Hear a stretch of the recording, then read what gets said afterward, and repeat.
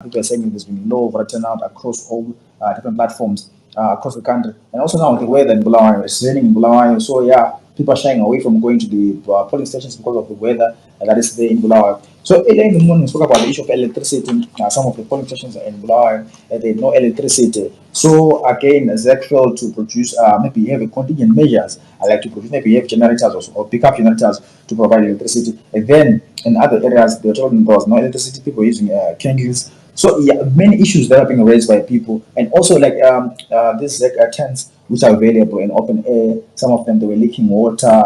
Fungai, what happens? Suppose the water leaks into the ballot papers. What happens in something like that? It will simply be a disaster, honestly speaking. And I feel like there are a lot of issues that have been highlighted. I saw a lot of debates online talking about the COVID-19 boxes that are being dubbed essentially. A lot of people were worried and fretting about that.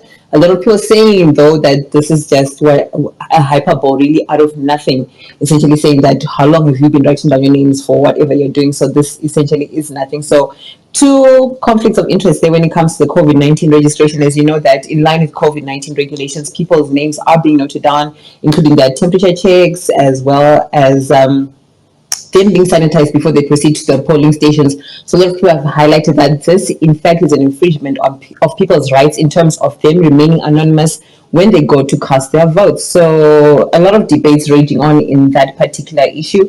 And then, of course, the taking of photos, that is of marked ballots, has been highlighted by ZEC as illegal. As you know, a lot of people were going through to the polling stations and taking pictures within the ballot box, and they said that that is illegal. And especially in line, this is to protect them from intimidation and someone knowing who they are, what they are up to. So they've said you should not do that. It is illegal. Do not be doing that. So a lot of someone are saying that it's these social media hungry people who want attention have been taking those pictures. So pretty interesting what's happening on the ground in terms of these elections.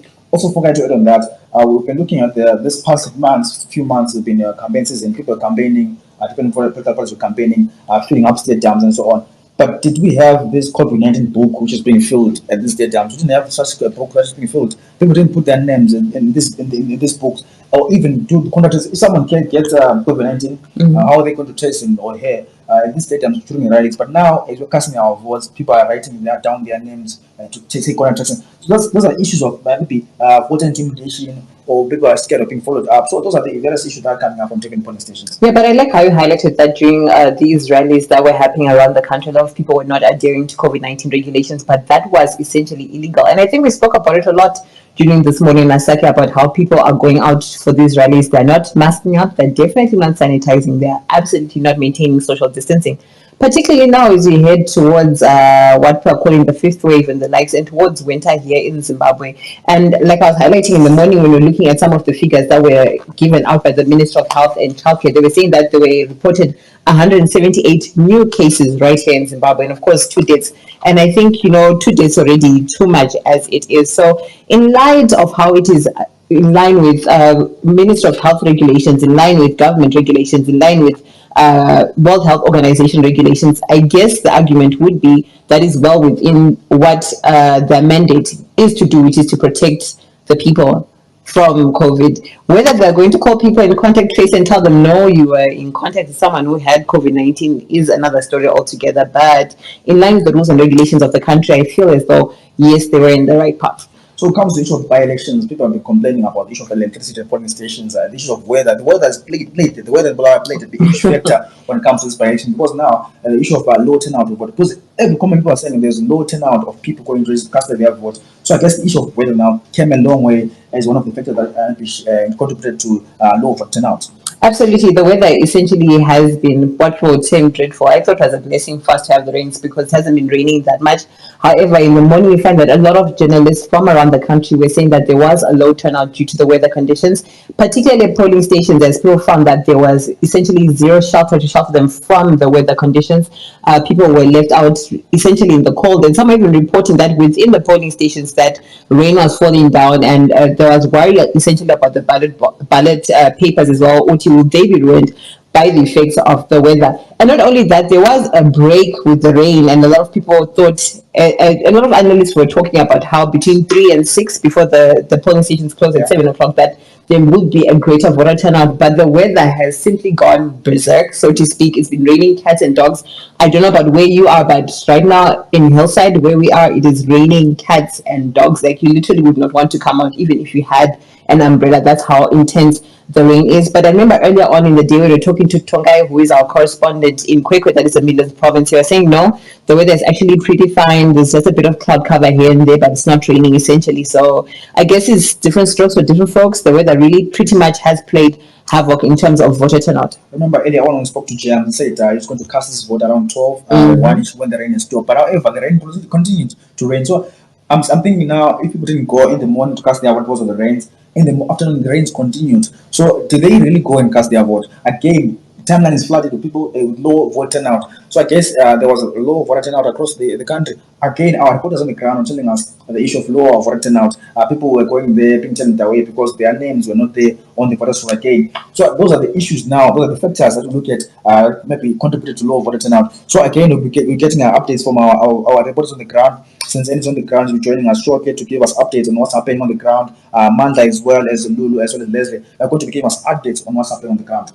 Yeah, indeed, we will be getting updates from our reporters well across the country. And remember, if you did go out and vote, please do tell us what your experience was like today in terms of the by-elections. We are covering that this afternoon. So please do come through and let us know what your experience was like. And for some of you as well, I know you have relatives who went out to vote. What are they saying? Are they saying that there was a level playing field? Do they enjoy their time while they were queuing up to go and cast their vote? Please do come through and request the mic and just update us on what's happening on the ground. And like I highlighted, we'll be having some of our reporters here from site ZW to give us updates from the various polling stations here in Bulawayo as well as Zimbabwe. And just a gentle reminder, Oti, if you're joining us for the first time, please do remember to follow us on all our social media sites, White Site ZW on Instagram, Facebook, as well as on Twitter. And some of the services we offer as site include event services, live streaming, program sponsorship, documentaries, corporate events, filming, as well as PR services. Feel free as well to call us on 0787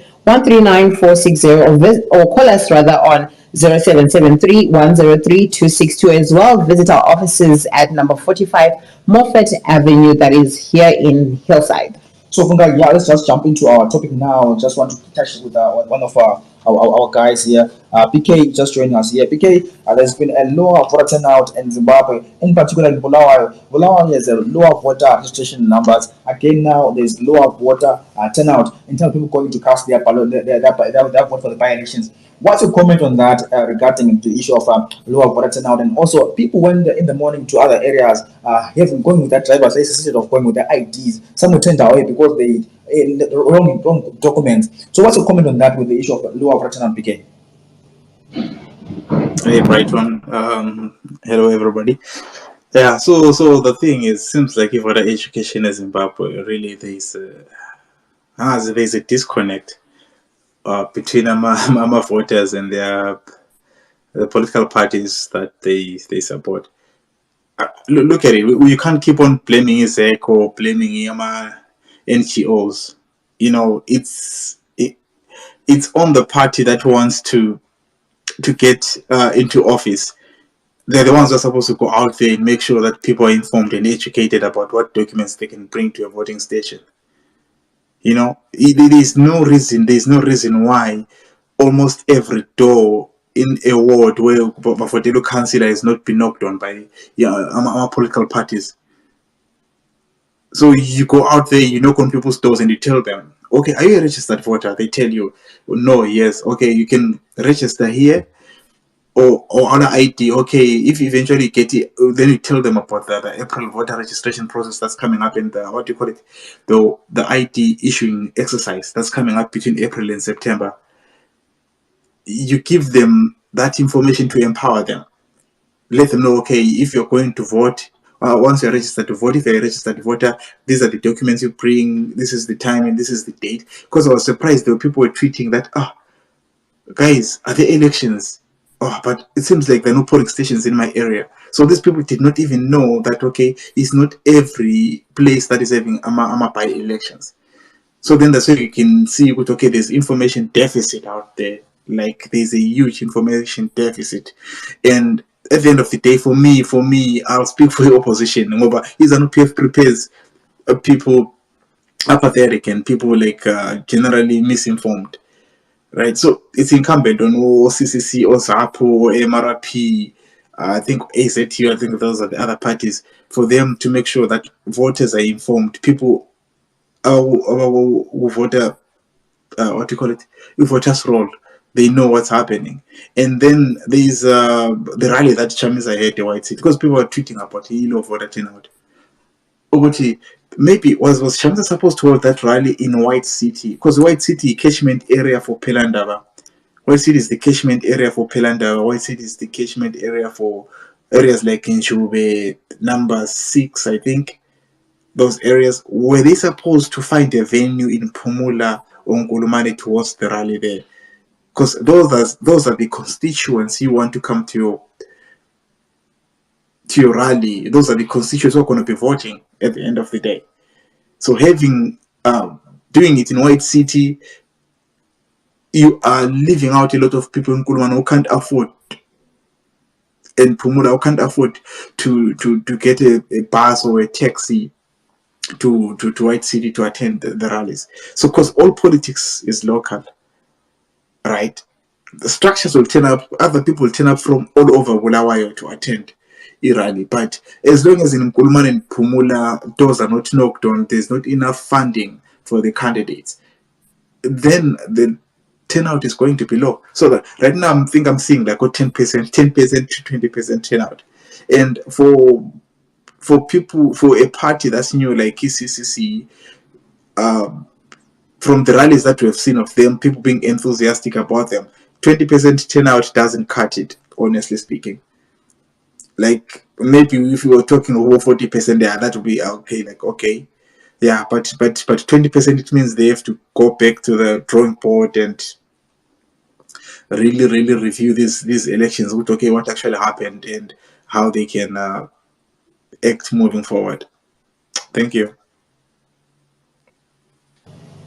You've highlighted some very key points there, BK, in terms of how it's not really up to SEC to inform or educate the public about what should be done. Like you highlighted correctly there, that some people were turning out in not only low numbers, but those that were turning up were actually coming through with their photocopies of their IDs instead of the actual IDs themselves. Others had brought along driver's licenses, while some were not even appearing on the voters' roll indeed. So it is up to the political parties as well to come through and to educate their voters, the electorate rather, to say, Uti, when you come through to vote for us, this is what you need to do, this is how and what goes about. Like there's a case earlier on about someone who turned up with his war veterans card wanting to vote as well. But it is really a litmus test. I've been saying this since morning, that essentially this is an education platform, whether for ZEC or the various political platforms. What lessons do you feel that should come through this for all political parties? I'm not just talking about the newly formed political parties, but I feel like for political parties, what lessons are there that can be taken from these by-elections, from your observation, BK? For me, it's the thing that the problem in Zimbabwe, we've got a lot of like election time political parties. Like you always hear some of these political parties. There's this political party, and so it's like they pitch up.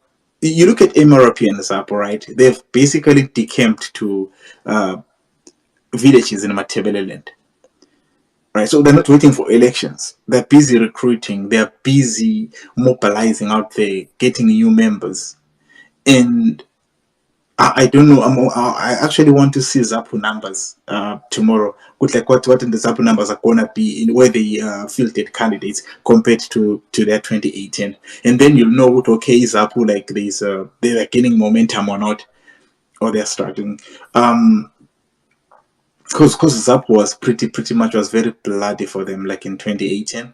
So this will just give a hint with okay, in terms of the people who turned up, is there a percentage increase in the number of people who voted for them, or was there a shrinkage? So then MRP, I know they didn't field any candidates this time around. They're waiting for 2023. Then MTCT as well. It's gonna be fascinating to see how their numbers are gonna be. Because I know like MTC, especially like if you get into Twitter, you do search for MTC Alliance or MTCT. Their mentions have drastically reduced. I think it's less than 10% of what they were in December, January, before the announcement of CCC. And even the color, the Chisampama hand symbol, like that is completely gone from the timeline. So you can see the impact that all Chamisa and CCC has had in the 2 months that they've existed. But I do hope, though. I do hope we also need to have conversations as Zimbabweans. I mean, we don't really seriously need to wait for a political party to tell us our realities in our homes, the water situation, the food situation, inflation. You speak of electricity supply and things like that. I'm a potholes and all those things. But people can't get IDs. You can't get a simple ID as Zimbabwe.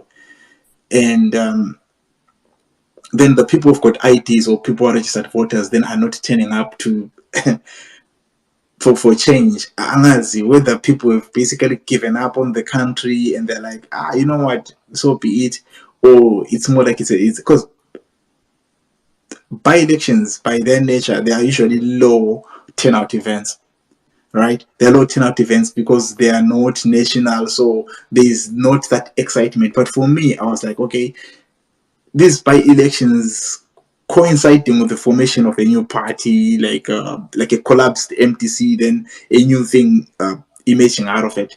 I expected that excitement to lead to people turning up in large numbers to vote, but it hasn't done that. So it's I'm sure like the reviews will be made tomorrow. Maybe the 20% is like they're still collating figures, because it's a point in time whereby they're like, okay, now 10% of the people have voted, 21%. Maybe we'll be surprised tomorrow to find out 50%. But if it's anything less than, for me, less than 40% turnout, and looking at the anger people had at these recalls, the anger they've had at either Ncube or Douglas Monzora over the recalls that have happened, or anger at Justice Malaba for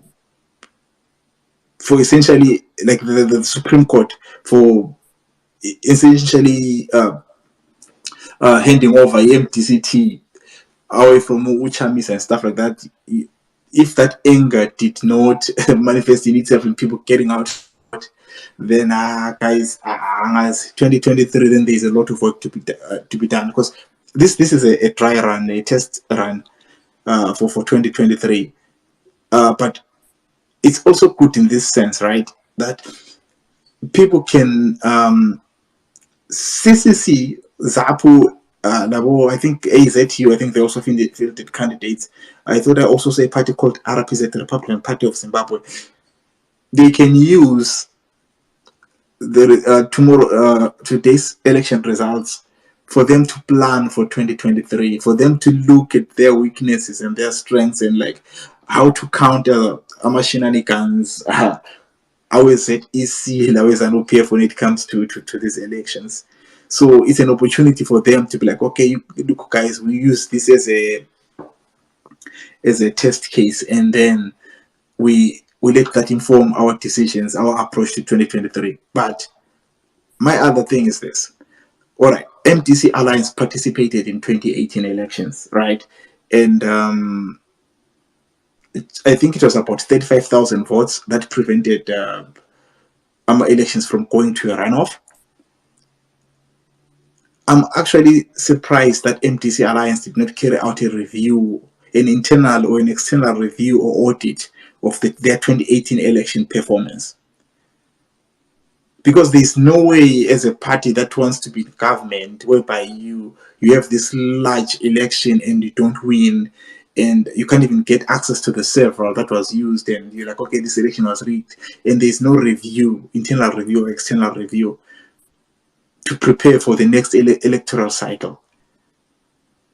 So you honestly speaking, Angazi, I feel like the opposition, I'm speaking of MTC here, they are still living in 99. you know, 2000 when they were hitting those numbers, and there's some form of complacency. Yeah, look, you guys, you've won elections, and like 2008 you denied, like that was you guys won the elections, right? And even 2018, like you look at Zach, the information that has come out with, okay, Zach will be moving people around Kuma urban areas to frustrate them, and this turned away voters. Sometimes the numbers that are turned away, or the what do you call it, people those ballots that are dismissed because I think the person because of voter education, whereby you vote and your X goes outside the box instead of staying within the box. So you kind of feel that, okay, CCC should, if they seriously want 23, there has to be a huge shift from what MTC Alliance did in 2018.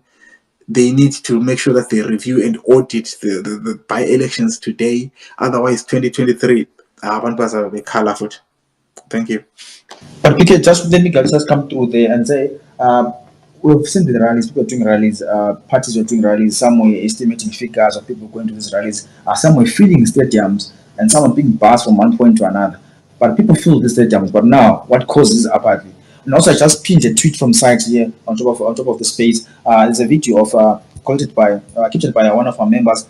Situation of Nkulumane tent polling station where the tent is leaking.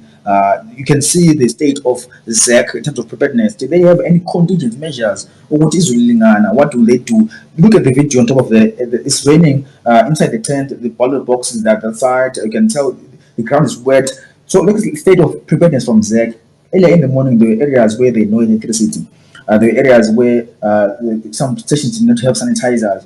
But however, ZEC said they are ready to do this by-election. So let's try to answer those two. Also, guys, if you want to contribute to this discussion, please do feel free to request the mic. We're talking about the by-election update now. Throughout the day, I've seen the lower voter turnout by people someone going out to register to vote, to cast their vote today. And also now, we're looking at the issue now of state of preparedness from ZEC, and also people filling up stadiums, but also the issue of apathy. What causes this vote apathy? So if you have anything to say, please do request the mic and contribute before we take our journalists to update us on what's happening on different polling stations. PK, in brief, what causes voter apathy?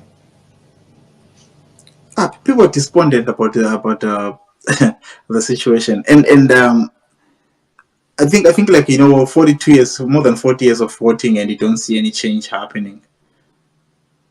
You get frustrated, and people decide to stay away because already they've internalized that, okay, there's no way ZANU-PF is ever going to get out of power, right? But for me, the major reason why people are not voting, especially in Machiavelliland. A lot of people in Machiavelliland have been migrating to South Africa since 1980.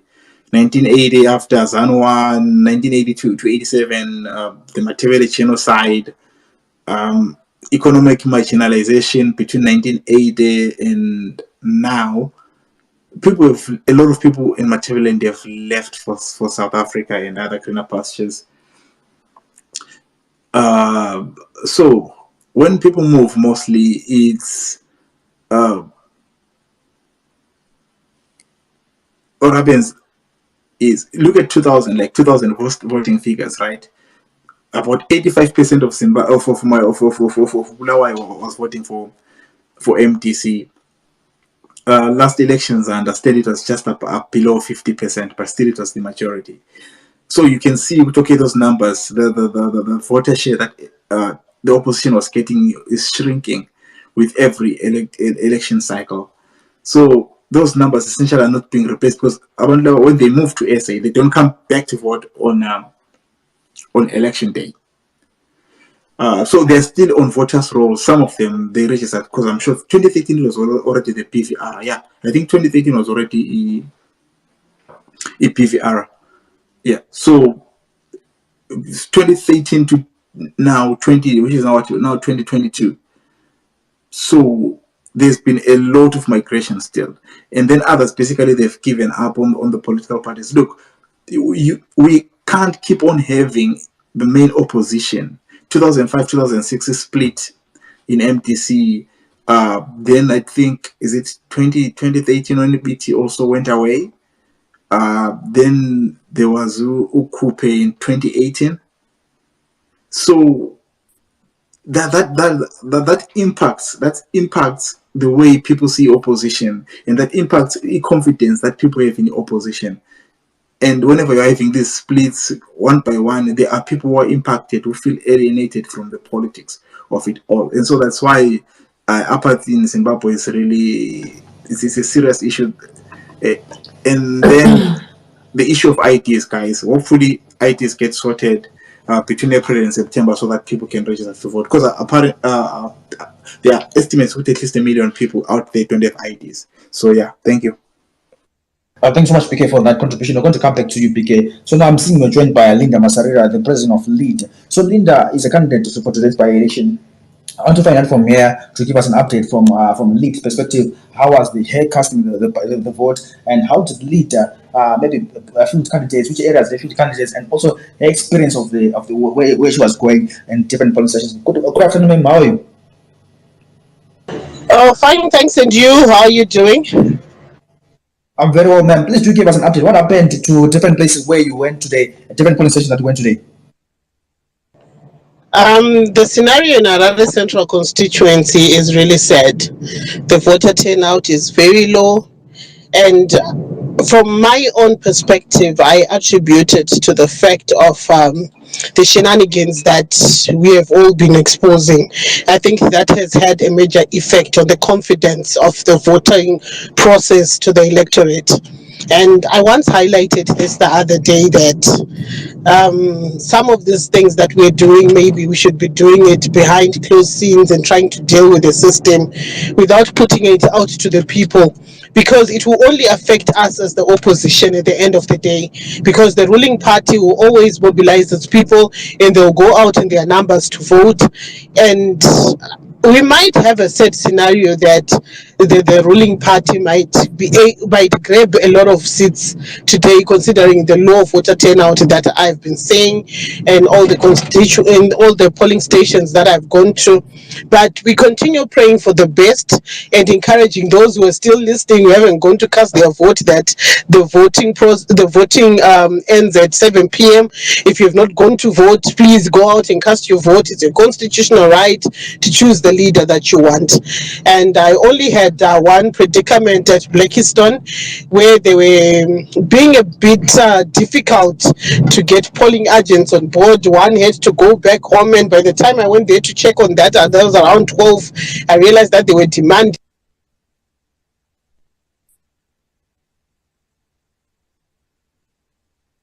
the ZEC provincial offices, and we expect ZEC to have distributed the list of the names of the polling agents to all polling stations. But these are the that we've been facing, not only at Blackstone, but I've been having to call the district elections officer and the constituency elections officer time and again when some polling agents were facing difficulties. But I think the voter process has been peaceful. There hasn't been any recorded political violence, even though some candidates did not remove their posters within the specified kilometer from the polling station. That is a real cause of concern. But generally, the voting process has been peaceful and everything has been smooth flowing. All right, thank you so much for that, Linda. So maybe what is your take on this, what we've been talking about on social media, which is the COVID-19 book? Some people have been skeptical about them, saying that they may be used for voter intimidation as the days go by. What is your take on that particular issue? Can you come again? I didn't quite get your... My question is on what we are calling the COVID-19 books, in that people, when they've been going out to register, they've been going through the COVID-19 protocols of writing down their names and then proceeding to the polling booths. What is your take on that particular situation, seeing as how some people have been saying that maybe this may be used to intimidate voters in the future? I think COVID-19 protocols are COVID-19 protocols, and the voting process being a public process, it is important for those records to be kept in the event that some people might contract COVID-19. So I know that we are a very fearful nation considering the way that politics is done and run in our country, but we cannot say we will not go through certain processes which might protect our lives in the event that someone has contracted COVID-19 at a particular place. I think sometimes we just have to learn to have a little trust in our mistrust for some processes to go through, because we have all been crying for these by-elections to happen. And if they happen along the COVID-19 protocols, there's nothing that we can do. And I don't understand where the skepticism is, because the voters roll itself has got the addresses of every voter. So there is nothing sinister about it at the end of the day, because as long as you have cast your vote, the voters roll has got your address. So I don't understand why people are thinking that they'll be intimidated by that, because ZEC already has in their possession the address of everyone who has voted today, and those who did not turn out to vote but are registered voters. So I think sometimes we just try to raise some issues that are beyond us and which are a matter of protocol, because the skepticism, I don't understand where it is, because ZEC is already in possession of everyone's address who is registered to vote. But Brighton, may I please jump in here? So when you say ZEC, if ZEC has your name on the voters roll, right, it does not necessarily entail that you're going to turn up and vote. But if you vote in your local ward, we know how the state is before used, especially like in villages, like they'll know who voted and who didn't vote. No? I think we have to be a bit sincere here about processes, because we cannot say we are going to be jumping the protocols that are being observed of the COVID-19 because we've got our own fears, because protocols will have to be followed at the end of the day.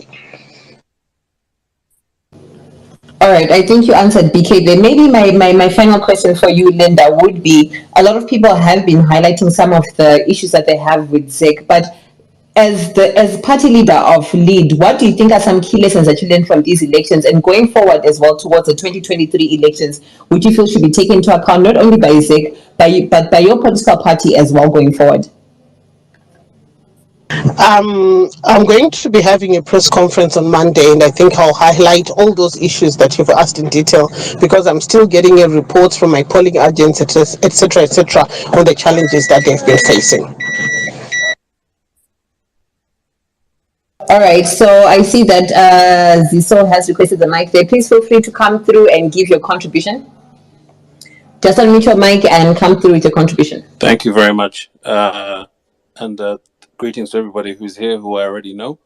I would like to challenge this notion that there was a need to perform specific information collection above and beyond what ZEC already had. They could have easily accommodated their COVID-19 protocol and advertised it in advance as part of this electoral process. The rallies that were held all across the country by multiple parties were registered with the police, and we saw a lot of issues with some parties being told that they're not going to be able to hold their rallies at specific locations. So these were not, just random events that people were holding. These were public events that were specifically geared towards parties. There was no requirement there that I remember for all of those parties to effect this protocol, and there were greater numbers gathered for longer periods of time at those rallies compared to what is happening today at the polling stations. So my question then becomes, what is the justification for today's COVID-19 protocol information gathering exercise that could not be justified at the rallies? And if anyone can answer that, I would be grateful. Otherwise, I'm looking at it as yet another way of trying to intimidate people, especially people who do not have a full grasp of their agency, who may not have a full grasp of what information laws apply to them in this particular situation, and also people who we all know have not been sufficiently educated by ZEC. Because ZEC, right now, if you challenge them and say, how much money have you spent educating the population of Zimbabwe on the need to participate in these by-elections, they would not be able to point to a lot of resource that they have spent on this, because they haven't. They have not engaged other civic organizations to who they already have on their books, who are ZEC trained or who have access to the ZEC protocol in order to do this. So it is something that should be questioned and scrutinized, and ZEC should justify, for example, especially with the specific point of comparison of the rallies compared to voting day. Why was there no COVID protocol required for the rallies, even if they were indoor in a hall? There were some parties that were not big enough to require stadiums. They were holding their election rallies indoors, right? Either in someone's house or in a hall or in a church or something similar. And there was no COVID protocol imposed on those people, even though it is part of the same period of time. So I'm curious as to why this specific protocol has been invoked on this specific day, when we know that this is a country where voter intimidation is prevalent. If ZEC chooses to ignore the fact that voter intimidation is prevalent, they need to justify on a technical basis, on a COVID-19 basis, why this is not part of intimidation. That's all I came up to say about that. I don't think it's fair to dismiss it. I think it's a very real concern. And to dismiss it is to basically accept the outcomes that leads to things such as voter apathy. Zimbabwe is a very young democracy. We have a lot of people who don't understand the full power of their vote, the full power of their agency. They don't understand the relationship between local government and central government. And all of this needs to be built up on the basis of participation and confidence. Participation and confidence. Now, if someone's taking your name down when you're coming to do something you've never done before, or if someone's taking your name down when you're coming to do something that you know is going to make the powers that be upset, that will intimidate. There is no need to look into a dictionary for why that would be something that is considered intimidating. And for those who say ZEC already has the information, why didn't they just add one column to the information they had to say, okay, this person was present? This person was present. Why did they have to take completely new sets of information? There's absolutely no need for that. It's inefficient, it's suspicious, and it does not tally with everything else that has happened as part of the electoral cycle. So it does need explanation. Whether we'll get a justification that anyone can live with or not is beyond us at this point. But if people are going to engage with this process and see what's wrong and change it for themselves, they can't be doing this on the basis of knowing that a militarized state now has the exact name, address, phone number, and day when you chose to oppose them. It doesn't work. It doesn't work. It will push people further into their shells. And if someone is talking about low voter turnout, watch the next time people are asked to vote, if they know that their names are going to be taken down again, if they know that. So, what has the state now got? Your biometric information, your current address, your current phone number, and literally everything about you, and they're following you around. It's highly, highly suspicious, and there's no justification that ZEC has published yet. So that one definitely needs to be pushed. Thank you very much for the time. Thank you so much, Sisore Gondo, for your contribution. There is highlighting the fact that people were attending political rallies in their huge numbers and there was no adherence to COVID-19 regulations. But come today, the by-elections, people are being made to write down their names, their addresses, and the likes. And he's saying that this points towards voter intimidation at the end of the day, such that people might not even be keen on voting come in the next elections, which is in 2023. We are going to cross over to one of our reporters from Site ZW, that is Senzeni, just to give us an update of what is happening on the ground. Senzeni, how are you? How has your day been? You've been in the field from morning. So tell us, Uti, what's happening? Good afternoon, Fungai. Good afternoon, Brighton, and our listeners. I'm going to start my update at Mkanwini, where I was monitoring during the last space. So at the local authority housing office, where one of the aspiring candidates Norman Tlhabano was casting his vote. As at 1 p.m., there were 87 people in total who had voted, 37 males and 50 females. 11 were turned out, 3 males and 8 females. This was due to wrong stations. Some didn't transfer from their previous registered stations, and one person had no ID, while the other one didn't even register at all, but he came to just vote. Some of them came with IDs, as this was the speech since morning. They said that they'd assisted one person who was visually impaired. Then they said people started flocking in their numbers around 9:10 a.m. So the aspiring candidate Norman Tlhabano also managed to cast his vote, and he said that remember, Norman Tlhabano is one of the two CCC candidates. So he was saying that he is going ahead with this vote because he was endorsed by the resident in 2018, but however his contract was violated, so he ended up not finishing up his term. He said that the resident have tasked him to finish his term. He said that if ever the seat is going to be won by ZANU PF, it is going to be the fault of the CCC party leadership who failed to solve the issue of the double candidates.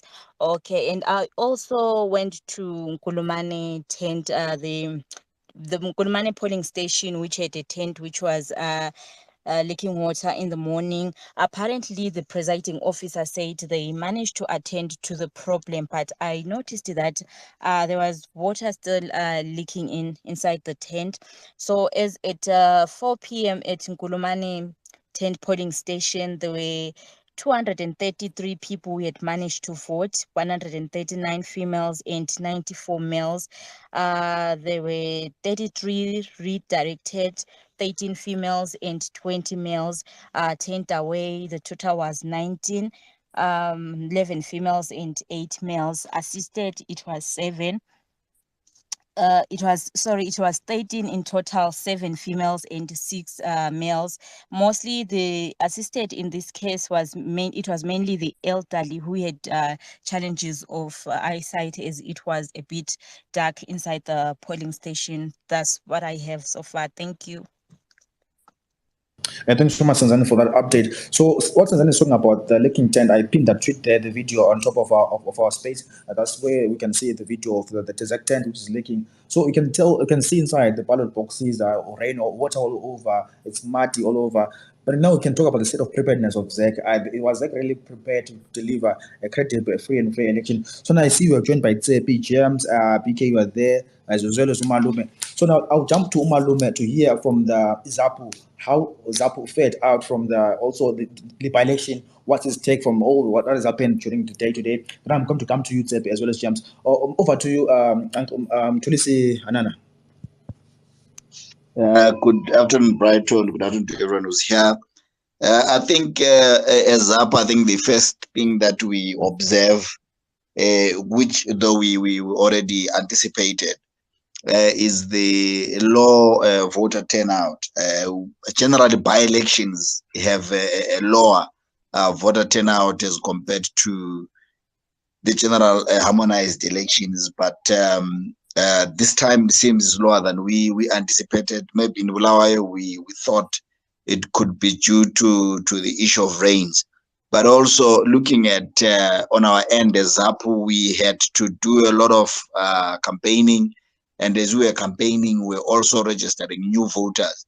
So you discover that in most of the areas where we did rigorous campaigning and voter registration, most of the people that went there were turned away on the grounds that they registered after the deadline for registration.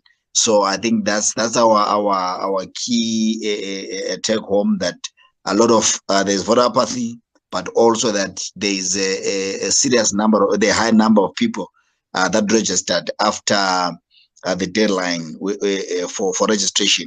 But also I also want to point out that we have people that had problems in terms of checking their names outside particularly in Gwanda, this was a bit rampant, and they would not find their names, but if they insisted and went inside, then they would find their name. So we are still wondering if there's omissions, or it's deliberate, or there's two different sets of voters' rolls that are being used. So this is one key issue that I think is sticky and sticks out in terms of the preparedness of the elections.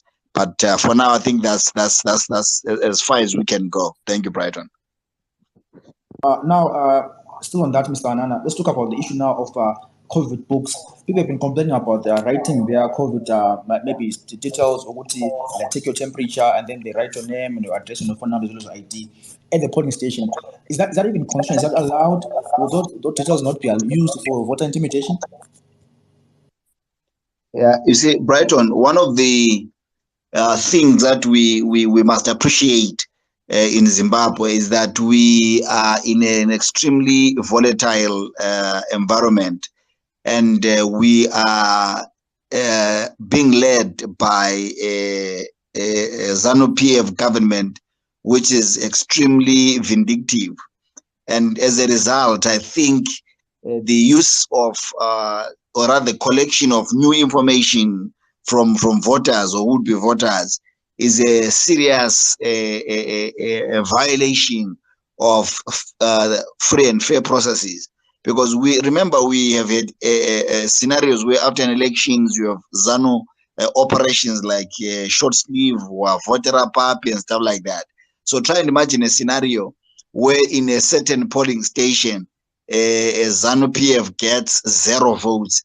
They know who voted there, they know where they stay, they know they did not vote for them. So it means, and remember as well, we have a low voter turnout. It means people are now easy targets against state brutality. And remember, ZANU-PF has a well-documented, well-chronicled history of brutality. Of killing people as a result of the aftermath of the vote. Remember, from my part as well, ZAP, we have been I think we're the biggest victims of state brutality in between 1982 and 1987. 20,000 of our supporters, members, and suspected sympathizers were killed because of the one-party state. So try and imagine now a scenario where we have polling stations where we have less than 100 people that voted, and they have their names, their addresses, and phone numbers. So you can imagine what the state can do. And because people are aware of these things, I mean, is the reason why we're going to have worse voter apathy, because people are now calling each other to say they are collecting our names, they're taking down our details, and what is it used for? But also remember that ZANU-PF has always been doing that in rural areas where they find one reason or another to collect people's names so that they can do an audit in terms of how many people voted and try and find out who they really voted for. So I think it's unfair, it's undemocratic, it's against the practices of free and fair elections. In any case, in Zimbabwe, we have seen that COVID has been used as a weapon against the citizens. I mean, the very simple fact that for the longest of time, the by-elections were not called, and COVID was cited as an excuse, and we know that it was not because of COVID, because there was no justification to it. And now in any case, we have been having a lot of events and activities that are taking place in stadiums, political activities now in stadiums and stuff like that, and there is no COVID protocol and social distancing when we have more people in a crowded in a small area, as opposed to what is happening now at the polling station. So you can tell that this is a weaponization of COVID. ZANU and ZEC are working in cahoots to try and stifle the people from expressing their will, because there seems to be a plot to try and make sure that everything goes in favor of ZANU-PF. Everything that goes wrong seems to be advantaging ZANU-PF, and we strongly condemn what ZEC has done in terms of collecting people's details, because what we think should have happened is that when people got into the polling station to have your name checked, remember, they cancel your name, they erase your name from the actual physical voters roll. I think what they should have done there, because all your details are already there, they could have put something, I mean, your temperature, write somewhere on your name, write your temperature to confirm that you're okay. Because in any case, if anyone was to be found having temperature that is too high, they would not have been allowed inside the tent in the first place. So I don't see the need why we needed to have a separate data capturing a document or paper and stuff like that. I think it's wrong, and as a party we condemn it. Thank you, Brighton. All right, maybe my question would be, I'm sure you've been observing the elections like you were talking about today and the likes. What key lessons do you think ZAPU can take away from these particular by-elections as you head towards the 2023 elections as well? It's quite a number of lessons. Number one, we are learning that we must make sure that we do more in terms of convincing our people to vote, in terms of building structures, because ultimately it is your people that will vote for you. It is your supporters and your members that will vote for you. If you depend on public sympathy from people that are not necessarily in your structures, in the event that there is voter turnout, there is voter apathy or low voter turnout, parties might not do well, which is the case now. I mean, I mean, most of our areas where we are contesting, as at 4 p.m., our statistics were showing about 30 to 35% voter turnout. So that shows that it's not necessarily people that are outside political structure. So what we're learning now is to make sure that we build structures that can absorb people, number one. Number two, we need to do more in terms of explaining to people why they must vote. So I think that is one of the biggest lessons that we are learning. But also our confidence in terms of the ZEC processes has been seriously and heavily compromised. We don't trust ZEC even more in terms of the way that this election has been handled. And one of the best ways of fighting what ZEC attempts or tries to do is to mobilize people to go out and vote in their numbers, which is what we are going to be seized with. We are going to continue with our campaign method, which is direct constituency penetration, where we are not doing rallies, but we are talking to people in small groups and explaining to them the need, why they need for them to vote, and also explain to them why in having to vote they have to vote ZAPU. Because as you can see, we had huge crowds for rallies for other parties, but when you look at the crowds and the voter turnout, you can tell that something is not right. So as ZAPU, these are some of the things that we're looking into. And then finally, the issue of polling agents. We still have people that feel that for them to participate in any electoral process, they must be paid. So elections are viewed as an opportunity and a platform to make money, more than for citizens to become midwives to deliver change. People are ready to receive money to participate in this process. As a result, we are not having as many polling agents as we would have wanted. Remember that ZAPU is being funded by its members. We do not have a donor, we don't have a sponsor. We are running the campaign and everything that has to do with elections from our pockets. So what we're also doing now, we're going to be expanding, maybe trying to do campaigns to raise money. But the most important thing will be in 2023, we're convincing people that all of us have a responsibility if we are to deliver the change that the people want, if ZAPU is to be the alternative. And if we are going to do that, people must be prepared to sacrifice. People must be prepared to do certain things and go an extra mile without expecting a token or expecting to be paid. Thank you. Thanks so much. That's Mtulisa Nana, the ZAPU SG. We're going to come back to you, so please don't leave the mic. So I see James. James, earlier on, you said you're going to cast your vote in Gwanda. It was raining, and they said you're going to cast your vote later on in the afternoon when the rain stopped. Did the rain stop? Did you cast your vote, James? Thank you so much. Afternoon or it's evening to some of you. I did cast my vote around past 2 today. So the whole process was actually, it was a smooth sailing for me. I didn't face any problems. Yeah. For almost like 1 minute, I think I was done with my voting. From these other polling stations, that we have around. Let me check the proper statistics that I have for Jaunda Park polling station. 25 were turned away, and then 5 were assisted. 9 were actually referred elsewhere, and then we had the numbers for altogether. We had 147 males and 103 ladies, females that had already casted their vote. Altogether, it was actually 250. Time it was around 3:30 p.m. as of today. So now let's look at the turnout now. We spoke about weather in the morning. I said it was raining. There was low turnout in Rwanda in some of the polling stations. How was the turnout when during in the afternoon when you went to cast your vote? Prefecture, as of now, the turnout is a bit low. Honestly, everyone has actually been I was actually talking to a certain chief agent of a certain political party. He was also sharing the same sentiments of saying that the turnout is poor. They're still waiting for other people to come in their numbers, but we'll see and wait how it goes as the day progresses. Thanks so much, James, for that feedback. I'm going to come back to you. We are now 2 hours before the polling station closes. So I'm going to come back before you, to you, James, before the polling station closes. Let's go to Tsepang. Tsepang, how was your day, and what are some of the information that you have for us now? Tsepang? Okay, thank you, Brighton. It's a good evening. I'm not sure whether it's evening or it's still afternoon. My day has been okay. I've been following proceedings. There are a few comments that I want to share.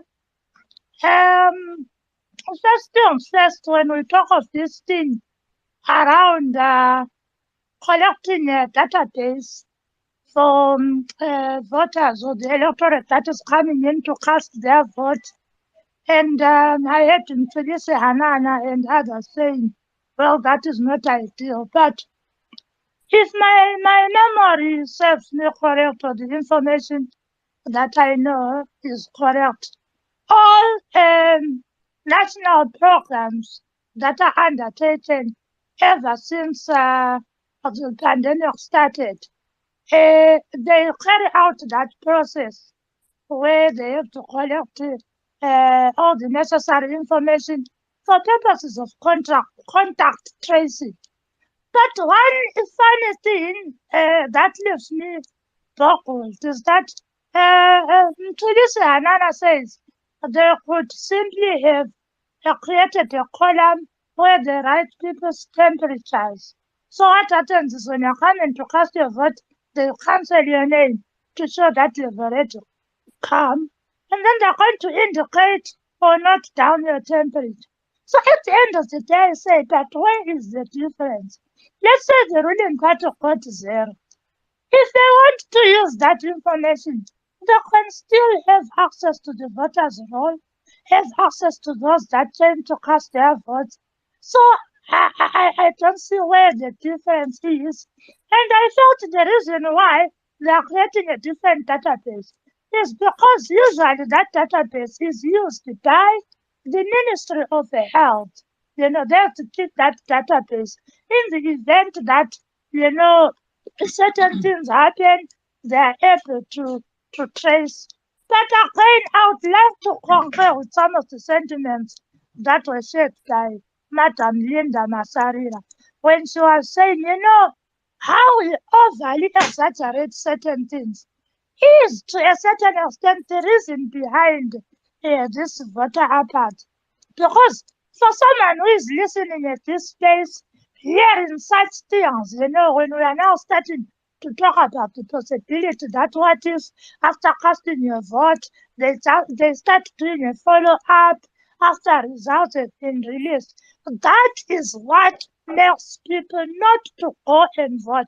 So that's why Linda Nasarina was saying, some of these things need to be discussed, maybe behind the scenes.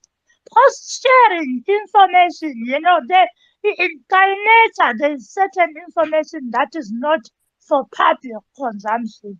So this might be a cause. But I like the stance that Tulisi Hanana brings again. To say perhaps we need to change from this stance of having rallies. You know, when you conduct a rally as a political party leader, you are coming there to tell people what to expect, to make promises. But what happens when the promises that you are sharing are not directly aligned to the views and aspirations of the people? So I think there is need to change how we do these things. And if you're able to meet people in smaller groups, I think it's more effective because it facilitates dialogue. People must be the ones asking aspiring candidates questions, not for aspiring candidates to come and tell them, we are going to do this, we are going to do that. What they are saying is not or does not speak to some of the questions that the people who are going to have the deciding vote at the end want the questions answered. So I think those are some of the things that we really need to look at. And again, the last thing, I spoke to a colleague of mine who voted in Chalalala, and I said, how was the ballot paper? And she told me the ballot paper was very clear. So this speaks to some of these issues where we overly exaggerate things, where we just spread information which can prove to be malicious tomorrow. Thank you. Thanks so much, Sepang, for that. You're raising very important issues. Now, I think your friend voted in Chabula, the ballot paper was clear. But however, other people in the morning said the ballot paper was, the font was too small, Fungai. Yes. Particularly the elderly. I heard a lot of people, the elderly particularly, when they were going early in the morning, remember in the morning it was dark, it was cloudy. Yeah. They were saying when they were in the polling booth, whatever, they could not particularly make out the letters on their ballot papers. They felt that they couldn't really see what they were doing, essentially. So I guess... it's, someone's meeting someone else's poison really at the end of the day, and someone else's experiences might not measure up to my experiences. But I think essentially the point or the question that a lot of people are trying to highlight is that it should just essentially be clear for everyone, such that there's no question at the end of the day about whether it was clear or not. But thank you so much for your contribution, Sepang. Yeah, let's take Velile Moyo, the spokesperson from Togas Republic Party, to hear sentiments about the by-elections that happened this morning. And they are continuing today. We have about 1 hour, 30 minutes before the polling station closed. So yeah, Velile Moyo, over to you, sir. Good evening, sir. How are you? Please unmute your mic and contribute. We're going to come back to him once he gets connection. We have our reporter there, Tonge. He's from, I think, Midlands. Yes, he's from the Midlands province. He was in Kwekwe earlier on in the morning giving us some updates. So good afternoon. Well, it's almost good evening now. Tongi, how has been your day? How has been the voter turnout in the Midlands province?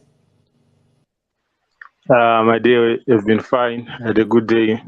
And the voter turnout in Kwekwe, we have two constituents here, Kwekwe Central and Bizo constituents, and then 5 local authorities. That's Ward 8 and 9 in Amaveni, and Ward 10 officially, and then Ward 5 and 12 in Bizo.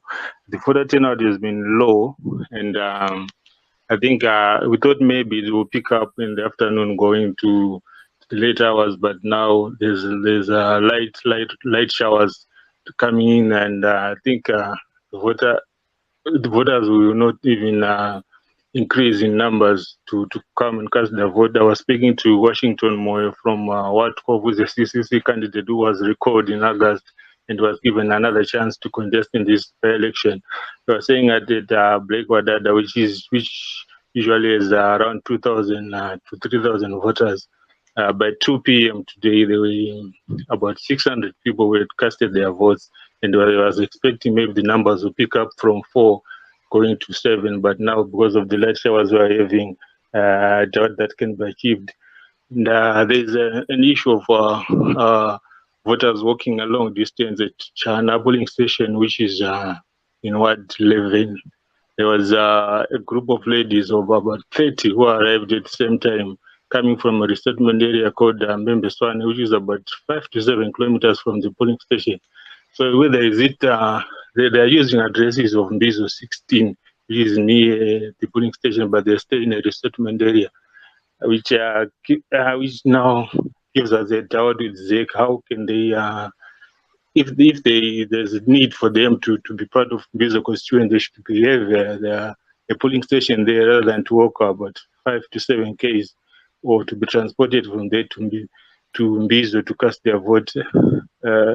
It's a grey area which needs to be looked into, but generally the turnover was very low in Kwekwe Central and Mbizo constituents since morning up to now, and the weather is now. It was favorable in the morning, but now it's a bit cloudy and less showers. Yeah, I think that's the situation. Thanks so much, Tongi, for that update. He's giving us update from Kwekwe. Remember in the morning when we spoke to him, I said it was hot in Kwekwe, but now there's likely showers. But remember, if there are tents in open spaces, then now there's rain. Yo, guys, was Zach prepared for this election? You know what? I guess they would say that they were. I mean, like I've been highlighting that this is essentially a test for everyone, whether it's for ZEC or for political parties. But maybe my next question for Tongai, because we're speaking about it in the morning, and he highlighted how there was a large female turnout in terms of voters in Kwekwe, and he said he'd speak maybe to some of the female voters about what is really essentially motivating them to come through. He mentioned that there was a service delivery issue as well in the morning, this whole week rather, in Kwekwe, where there was essentially no water. So did you manage to talk to some of the female voters who came through, Tongi? Yeah. I spoke to a few. They said they want to change things. They want the situation to improve as life is difficult for them as women. You know, they want to have a better living, a better service delivery. And because there are more women taking part, they think maybe mother can push for a fellow woman to change policies, to have a paradigm shift of policies towards women. So I think that is maybe the idea behind women participating more, although there is a low voter turnout. And in Amaveni, I would see the young youth and some women going around with buckets looking for water, even near the polling stations, but not concentrating about going to vote, but looking for water first in the afternoon. Thanks so much for Tongi for that update. Let's jump to Leslie Piri. He's joining us from Victoria Falls to give us an update. What's happening in Vic Falls? Leslie, good afternoon. What's happening in Vic Falls? Is it raining? Is it hot? What's the weather like in Vic Falls? All right. Thanks, Brighton. I hope I'm audible. Yes, we're clear. Go ahead with the contribution. All right, great. So just a quick update on the status regarding the voting process in Vic Falls as of 4:30. Remember, we've got 2 wards that we have here in Victoria Falls. That is Ward 1 and Ward 6. So there's been serious apathy by our voters, and I was talking to one of the candidates. They're actually worried that I think the margin is going to be so fine between the 2 candidates that are contesting in Ward 1. As at our first 4, there were about 150 people who had cast their votes. So you're looking at Ward that has got over 700 people, that's 710 to be exact, and only 150 people have cast their votes as at 16:30 this evening. And then you move over to Ward 6, where the Temba Mlochwa of ZANU-PF, Brian Andlovu of MDC Alliance, and CCC represented by Derek Msanga. 214 people had voted at the preschool, where there is the collection center, and the other tent where 160 people had voted. So in total, in the 2 wards where you have got about 1,900 people registered, you had 524 people voting, which translates to about 26% of the voter turnout. So reactions that I've gotten from the candidates that have been contesting, in this election, is that they are worried that there is serious apathy. That's number one. Some were also worried about the issue of light, which was already spoken about. And then obviously the issue of contact tracing, where people are obliged to jot down their names before proceeding to the polling booth, was also a case in point in Ward 1, where a couple decided to turn away and say, no, this is not what we know. But look, those are the new realities that we live in. So my take, Brighton, I don't want to cast aspersions really, but my take is that there is going to be a fine margin in terms of the wins. Whoever is going to win, they might be separated by less than 10 votes, so it's neck to neck. And my interactions with people from the candidates from ZANU-PF, they're actually convinced that they are winning this, which is built or rather premised on the fact that they know their members. So what I can say, my impression is that ZANU-PF members have been going out to vote, but the opposition, they've been trickling in here and there. A case in point is Ward 1, which is a predominantly white-dominated area. I remember a conversation that I had with one of the candidates, CC candidates, was actually asking, and there's been low, but which one? And those are the majority in Ward 1. So he was actually worried on how the election is going to pan out. So in a nutshell, I think it's going to be a close shave.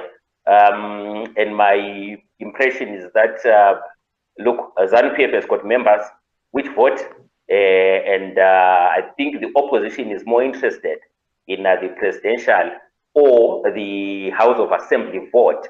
So I think there was going to be a shift in terms of the voter turnout had there been an election relating to the House of Assembly. But it's only 2 wards, eh? So those are my reactions regarding the voter turnout in Vic Falls. So we'll be monitoring and see how it ends. But for now, that is my reaction from Vic Falls. Brighton, thanks.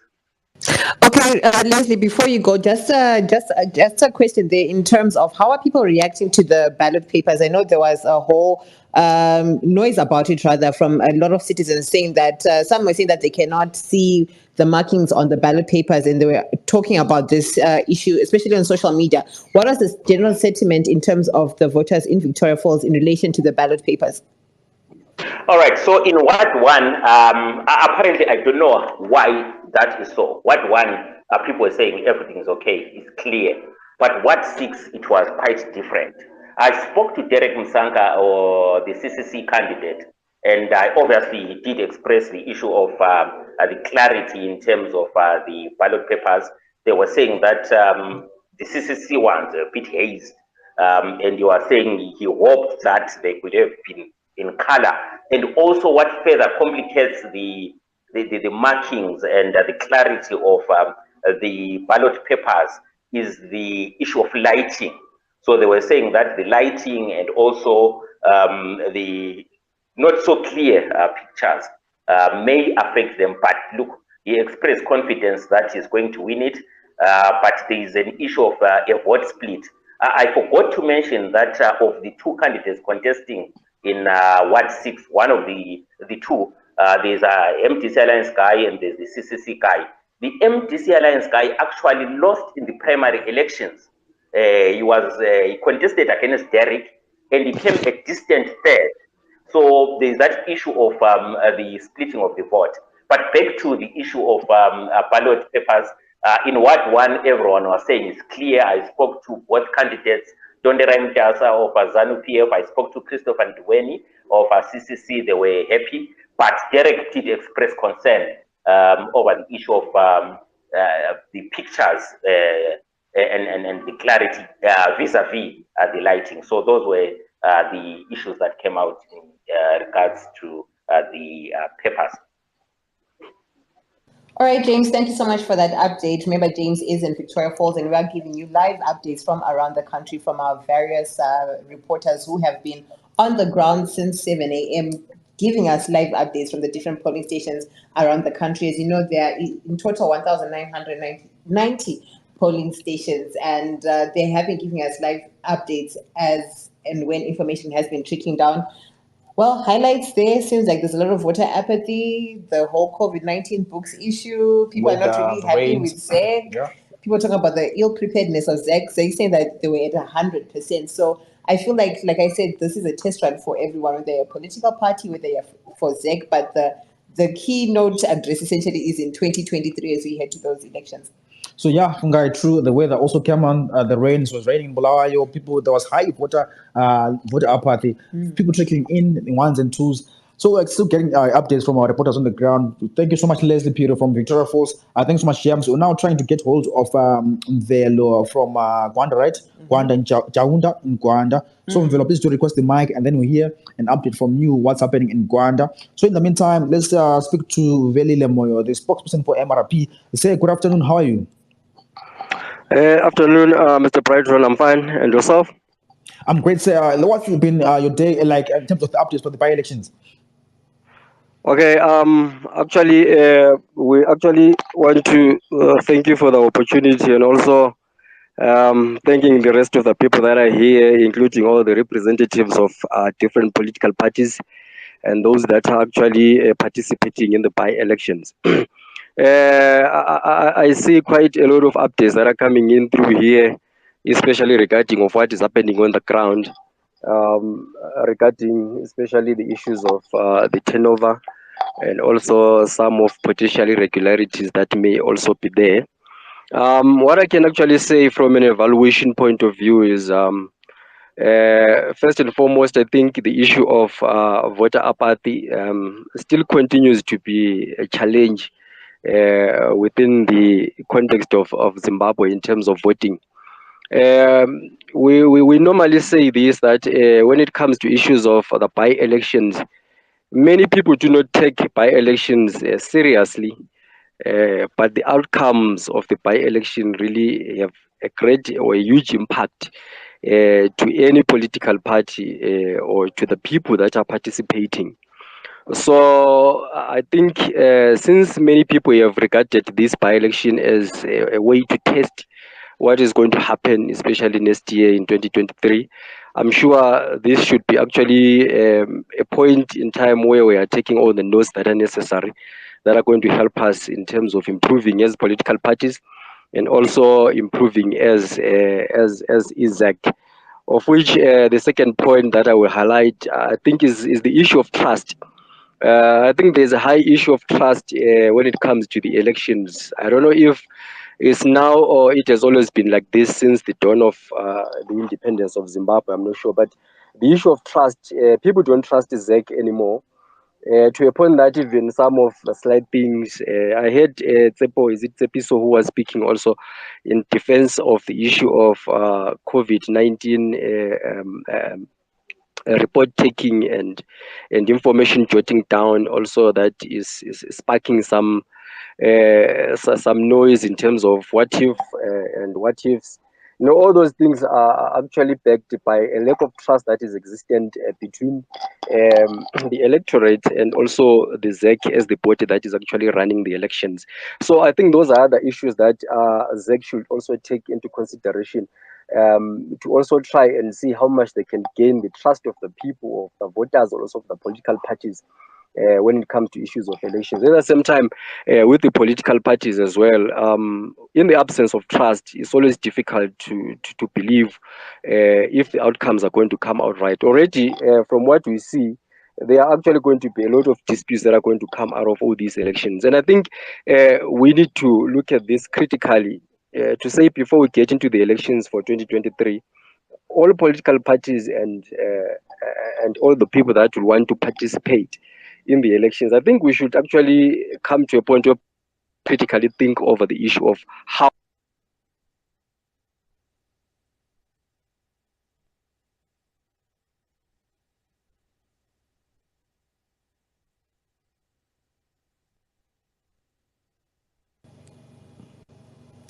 we seem to have lost VG there. Maybe Mvelo, you can come through and share and give us calling their people to register in numbers to go and vote. What has been the difference?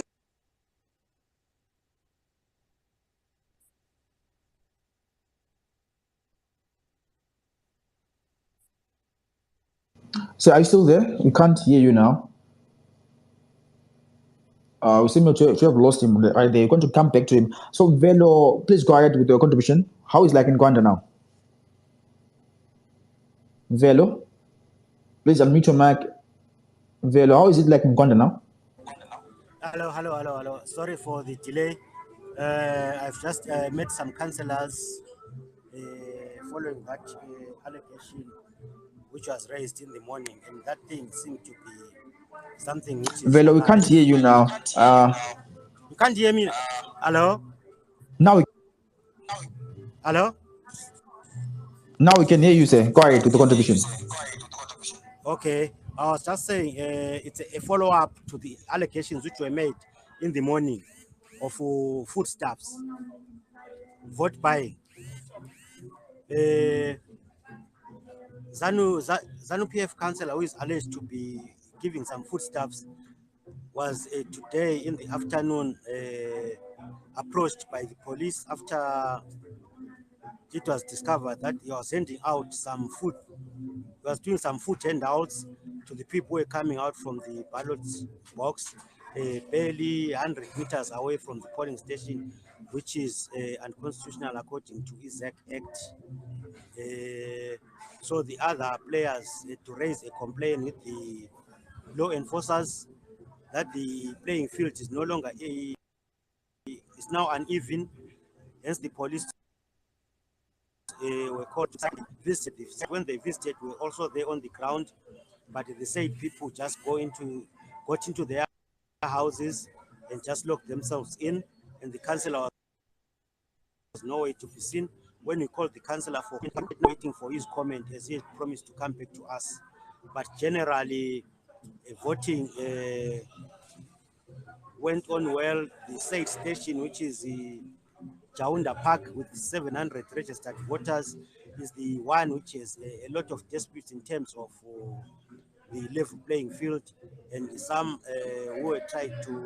some people tried to vote from outside the ward were chased away. Currently, I think that's what we can give you update on.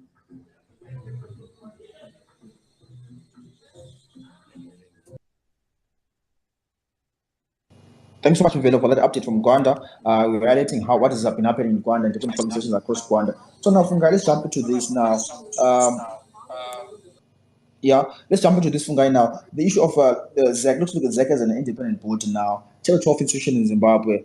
Is that credible enough to hold a free and fair election? Looking at in the morning, they couldn't provide some politicians couldn't provide electricity.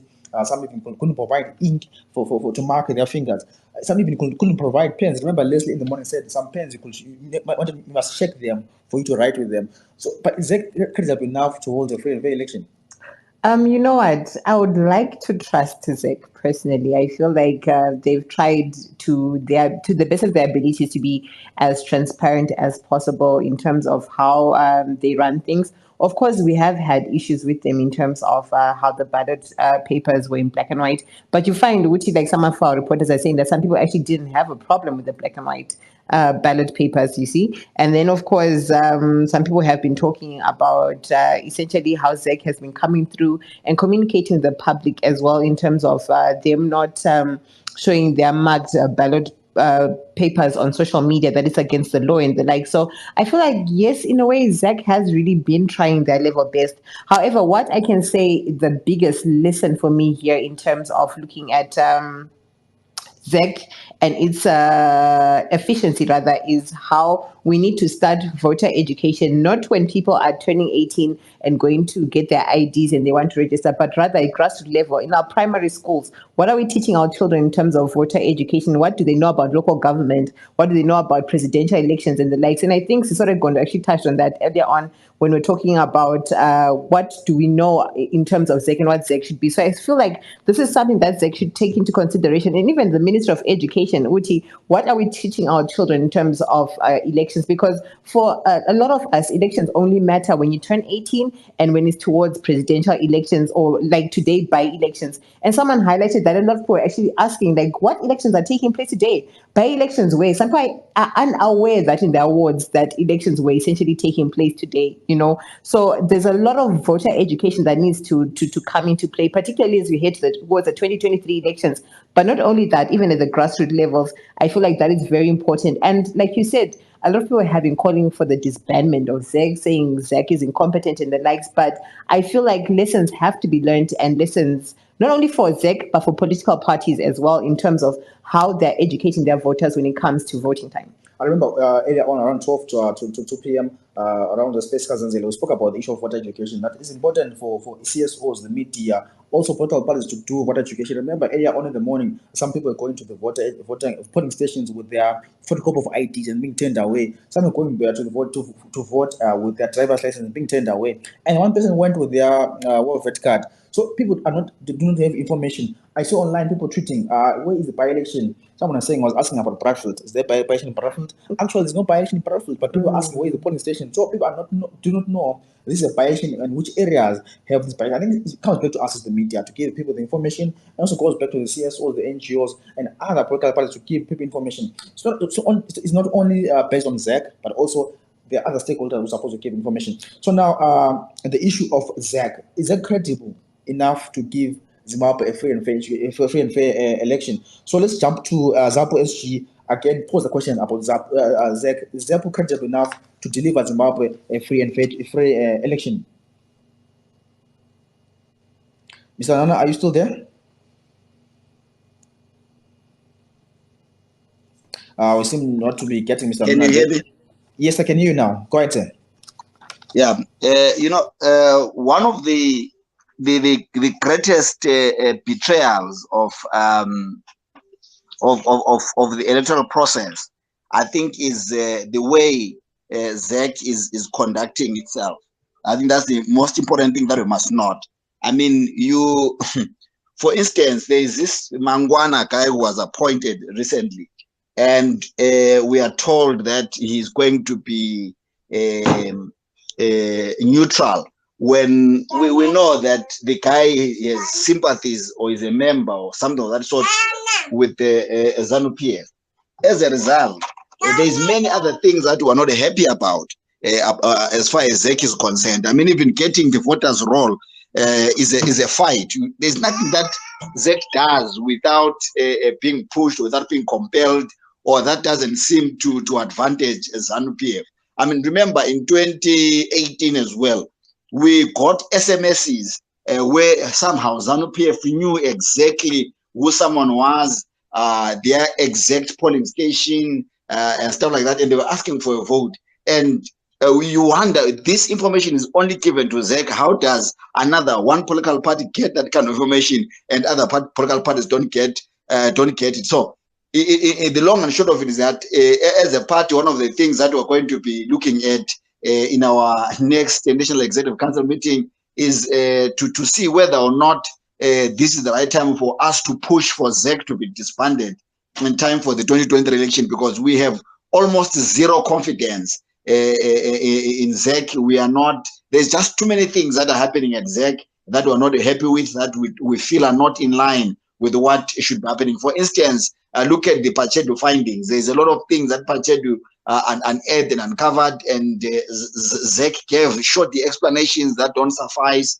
And as a party, we feel those are some of the things that must be taken seriously. As far as the independence of ZEC is concerned, we doubt it seriously, and we don't trust ZEC. And then also, I want to also respond to somebody who was saying that maybe we're being too alarmist when information is being captured by the Ministry of Health, because in any case, our names and address are already there at ZEC. So if they wanted to take that information, they would have taken it. So we agree, if our information, our names, our addresses are already with ZEC, why would ZEC want to have a separate data capture document? And also, if ever there is an issue around that needs maybe contact tracing, then there will be a need for ZEC to go to the particular polling station that is an issue, and you trace people from there using the voters' roll that was used on the day of voting. So we raise these things in the context of knowing how ZANU-PF behaves. I mean, had it been in any other country, maybe we would have given them the benefit of the doubt. But the greatest mistake that the people of Zimbabwe will ever make is to see anything that looks suspicious and give ZEC and ZANU a benefit of the doubt. If ever we do that, would have chosen to abort the mission of getting change in this country. We need to make sure that anything, however small it is, we must flag it, we must treat it with suspicion, because there's nothing that ZEC and ZANU do without prior arrangements and prior plans. They have everything planned out. So when we see these things that are outside the normal, we must query that. So the long and short of it is that we don't have confidence in ZEC processes, and as a party we are going to do whatever we can constitutionally and according to the law to try and push for electoral reforms within ZEC. Thank you, Brighton. All right, Malume, they're sharing his opinion on why he does not trust ZEC and why ZEC should not be trusted and disbanded as we head towards the 2023 elections. We'd like to hand the mic over to BK. Your contribution, sir, in terms of your opinion, rather, in the light of ZEC and today's by-elections. What is your feeling towards ZEC? Is ZEC to be trusted? Is it running an efficient machine? Like today in the morning, there were headlines talking about how ZEC is currently operating at 100% and how everything was in order. But seeing the situation on the ground, it seems like there were a lot of loopholes that were left. So BK, you can unmute your mic and share your contribution. Oh, thank you. So for me, ZEC is compromised, guys. You know, ZEC is it's militarized. So we can't expect anything, any transparency from them. Candidates had difficulties getting the voters roll from ZEC, and you still have instances of people being turned away to vote, and they insist that in 2018 they voted at that particular polling station. So you can see that ZEC, the voters roll is shambolic. There is no way that you can give one of the political parties in the country a voters roll and then disown it later and say, no, that's not our voters roll. But when you go into their online website, you use the same details you have on that voters roll. It pops up exactly as it is. So heads were supposed to roll the day when, like, it was exposed that ZEC has been moving people from one constituency to another without voters actually going to do that, and whereby you find spouses living in the same house being allocated to different wards or constituencies. So there's really something wrong with that. Even the instances, and I understand people are saying that, okay, listen, as long as somebody's got an affidavit and they're saying, okay, they live at this address, it does not make sense to have 33 to 35 people registered in the same house. That is actually a flagged that a long time ago and asked those people to come and regularize whatever place they're now staying at. And I don't think ZEC has the capacity to run a proper election. They are already compromised, and even notice the way they respond to complaints about election issues. I noticed that they put out a statement about people voting, going to the ballot, essentially voting and then taking a picture of their ballot and posting it on social media. But then there are many other complaints that they've been attended to about the voters' roll, about media coverage, about I think there was the other instance, but I think they came back okay when it was raised that they didn't want election polling agents to bring in pens and paper to for tabulation and stuff like that. But still, ZEC is not fit for purpose, and I feel like it has to be disbanded. And the voters' roll, there's still enough time to essentially redo the whole process, because honestly, 2023, we're gonna have huge issues unless political parties. Actually, it is incumbent on each and every political party that when they hold their rallies, have at least 10 to 15 volunteers who are going through each and every person, asking them for their ID, then putting it in either using Net1 or Econet, that number that you dial, and it gives you feedback where you are registered, your polling station. Political parties have to do that, especially opposition political parties. Otherwise, if you can't get your people at rallies or meetings or gatherings, then, or maybe an alternative is do a door-to-door campaign. Go to each and every house and ask people, like, okay, listen, we're trying to verify where you're supposed to vote in 2023. And if people trust you, they'll give you their details, and then you let them know, look, you stay here, but this is your polling station. Please keep this in mind. In 2023, don't go to any other polling station, but go to this one. So it's incumbent upon opposition parties. Thank you. Thanks so much, PK, for that. It's exactly 2 minutes after the hour of 6. 1 hour, 58 minutes left before the polling session closes in Zimbabwe. So people started casting their vote at 7 a.m. this morning across many polling stations across the country, in Bulawayo, Harare, Mat North, and Mat South, and Midlands. So we've been giving you updates since morning about what's happening, and the reporters have been on the ground giving us updates on what's happening in different polling stations. So now we're talking about the issue of the ZAC credibility to give Zimbabweans a free and fair election. Too many things are coming from ZAC. I remember a few days ago, they muted their comment section on Twitter. People couldn't comment on Twitter or give them feedback. Party has been also exposing these things from voter irregularities from ZAC.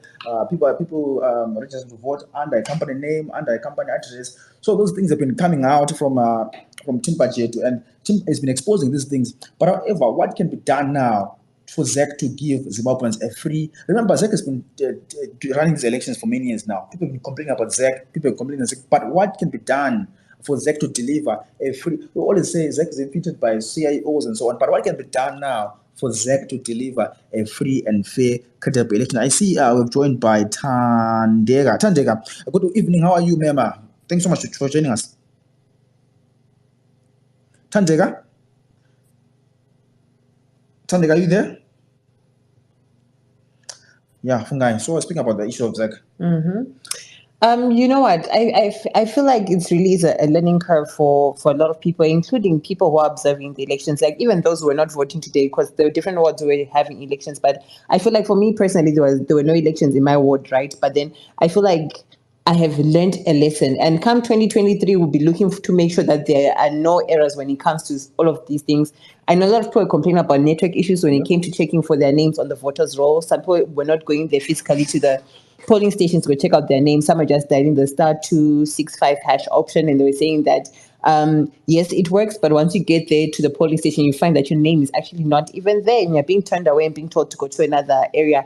I know there's a case of an elderly lady who was turned away and told her name is actually reflecting at Ada in Lupane, while she's all the way in Bulawayo. So I feel like these are some technological issues that can be fixed. Zimbabwe does have the technical know-how. We do have people. We do have the brains. We do have, if the resources are put into this to actually make sure that this works, at the end of the day, we can have something substantial when it comes to making sure that the voters' roll is true and accurate.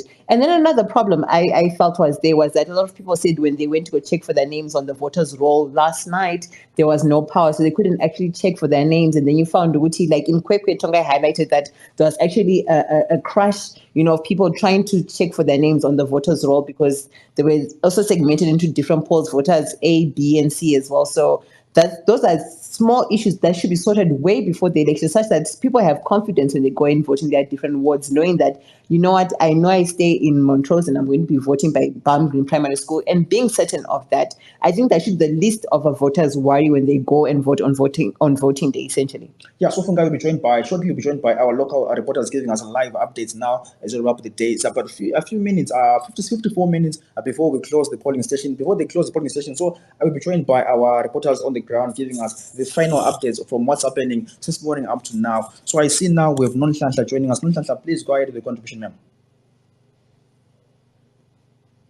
Nonhlanhla? Sorry, it was a mistake. Okay, Nonhlanhla, it's okay. Which area are you in, Nonhlanhla? It was a mistake from Nonhlanhla. I see now we're joined by our editor there, Leslie. Let's try to connect with him and hear what he has to say about what's happening on the ground in different polling stations across Bulawayo. Do you trust it? Do you know, over the years, people have been voting. People have been mobilizing people to vote. I remember, mobilize people door to door to vote. People have been, guys come from the diaspora, come and vote. Go get IDs, come and vote. But however, what is the biggest elephant in the room is ZAC. We can do mobile voter blitz and so on, do people blitz of IDs and so on. But as long as we have ZAC, ZEC is not reformed, it's difficult to have an credible election in Zimbabwe.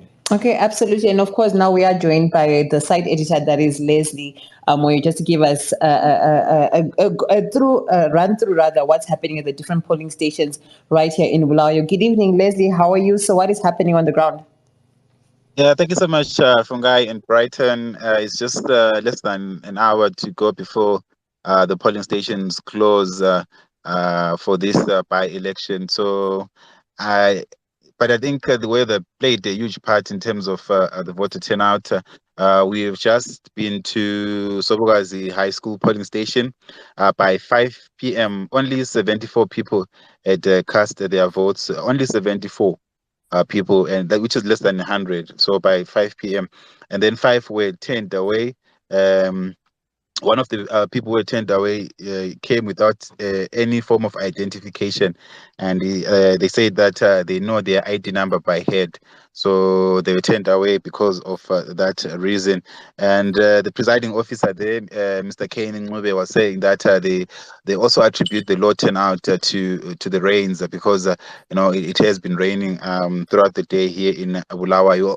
We also went to Machobana polling station just now, and I think so far we have had the highest turnout here. 252 people had voted by 6 p.m. and then 6 were turned away. From those who were turned away, 2 of them were not Zimbabweans, so that's why they were turned away. And then there were 2 assisted voters who were visually impaired. But the biggest worry at the Machobana polling station is the issue of lighting. There are some fluorescent lights, but in the hall that they are using, but they are not good enough to provide adequate lighting. So they have had to use candles. And the presiding officer there said that when someone wants to cast their vote, they will put a candle in the ballot to ensure that there is light and the person can see. So it shows that the issue of lighting is a big issue also in these by-elections. But they did say that they requested some additional lighting from ZEC, and they are yet to receive them. So I think in the next few minutes the stations will be closing, and then vote counting and tabulation begins. So again, the issue of lighting will be a big issue in some of these polling stations. So now, Leslie, how is the turnout now as compared to in the morning?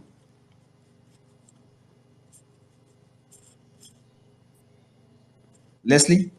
Yes, Brighton. I'm saying, how's been the turnout now as compared to in the morning? In the morning there was a low turnout, but now how's the turnout now? I think at the station where we're currently at, I think it shows that there was a huge turnout, 252 people. I think looking at the voter turnout in general in Bulawayo today, I think it's one of the highest so we've had so far. And because if only 74 people have cast their ballot by 6 p.m., I think it shows a lot. So we don't expect huge numbers. So obviously we expect maybe the turnout to be even lower than what we had in the previous election. So I think yeah. So I think it really hasn't been good, and I think also the discussion has always been. Some people were having a discussion in terms of how then do we correlate that with the turnout at rallies. See stadiums full, packed, but when it comes to the actual event where people are then supposed to then exercise that right that everyone has as a Zimbabwean in terms of voting, the turnout is low. So I don't know whether it's a discussion for another day where really people then get to the bottom of this issue to say why is it that there is such a low turnout, especially here in Bulawayo.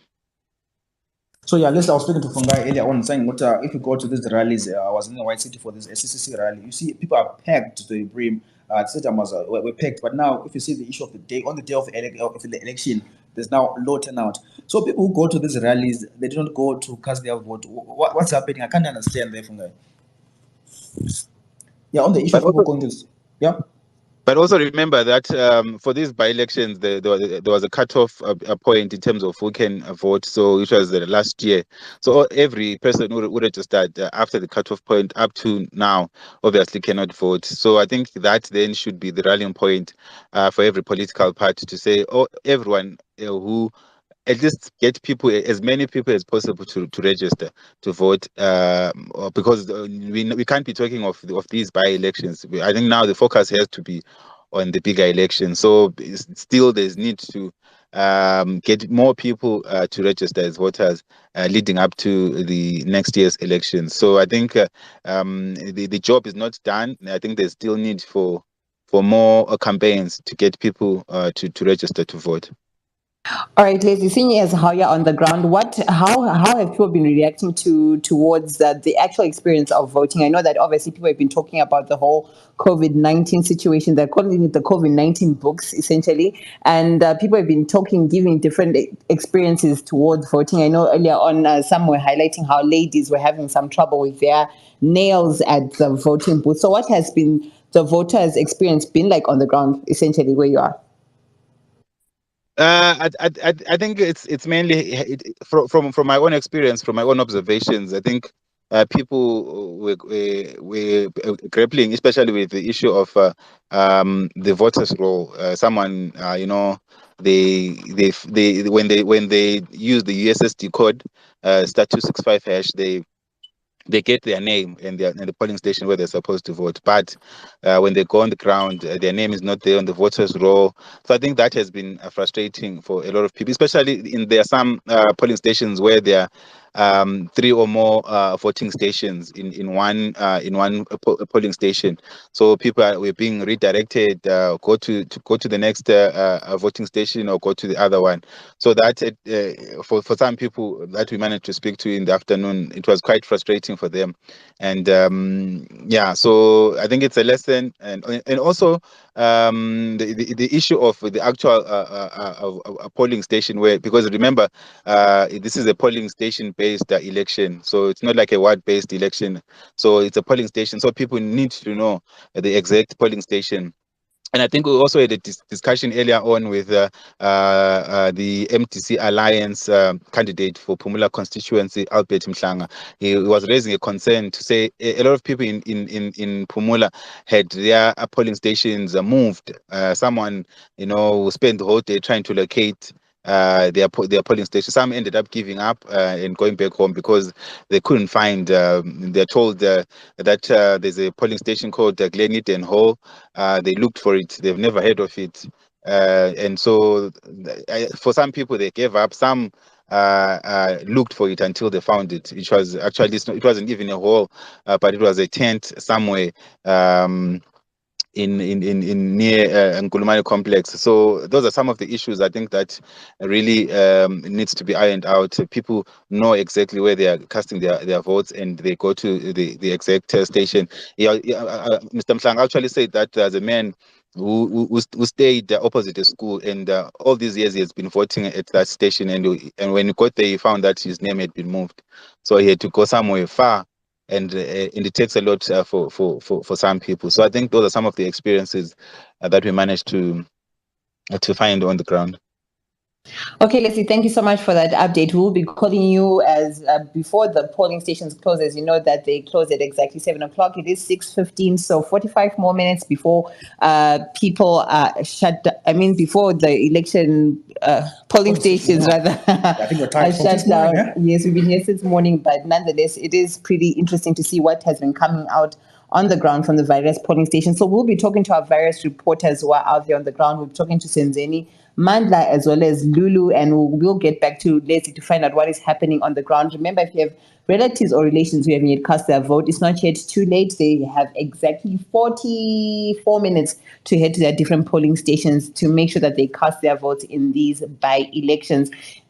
And then, of course, just a gentle reminder that if you are just joining us, we are following the by-elections here on Asake, and if you'd like us to help you as Asake with any event that you have upcoming, or live streaming services, or program sponsorship, or documentaries, or corporate events, or filming, or PR services, please do get in touch with us on 0787 139 460 or on 0773-103-262, or you can visit us at our studios right here at number 45 Moffat Avenue in Hillside. So now, Fungai, what's my key takeaway from what Les just said, or the issue of lighting? Back in the morning, Lapana, some places which was dark, they were using candles. Now, let's say the issues of lighting challenges is a big challenge, because now other areas are using candles. Some are using the ZEC brought wrong lights. So now the incompetence from ZEC now. Imagine in the police station are using a candle. What if the ballot paper bans? What happens to the vote? Someone's vote, because every vote counts. Suppose your vote is now banned, your ballot paper is banned because of candle used by ZEC. What happens because of that?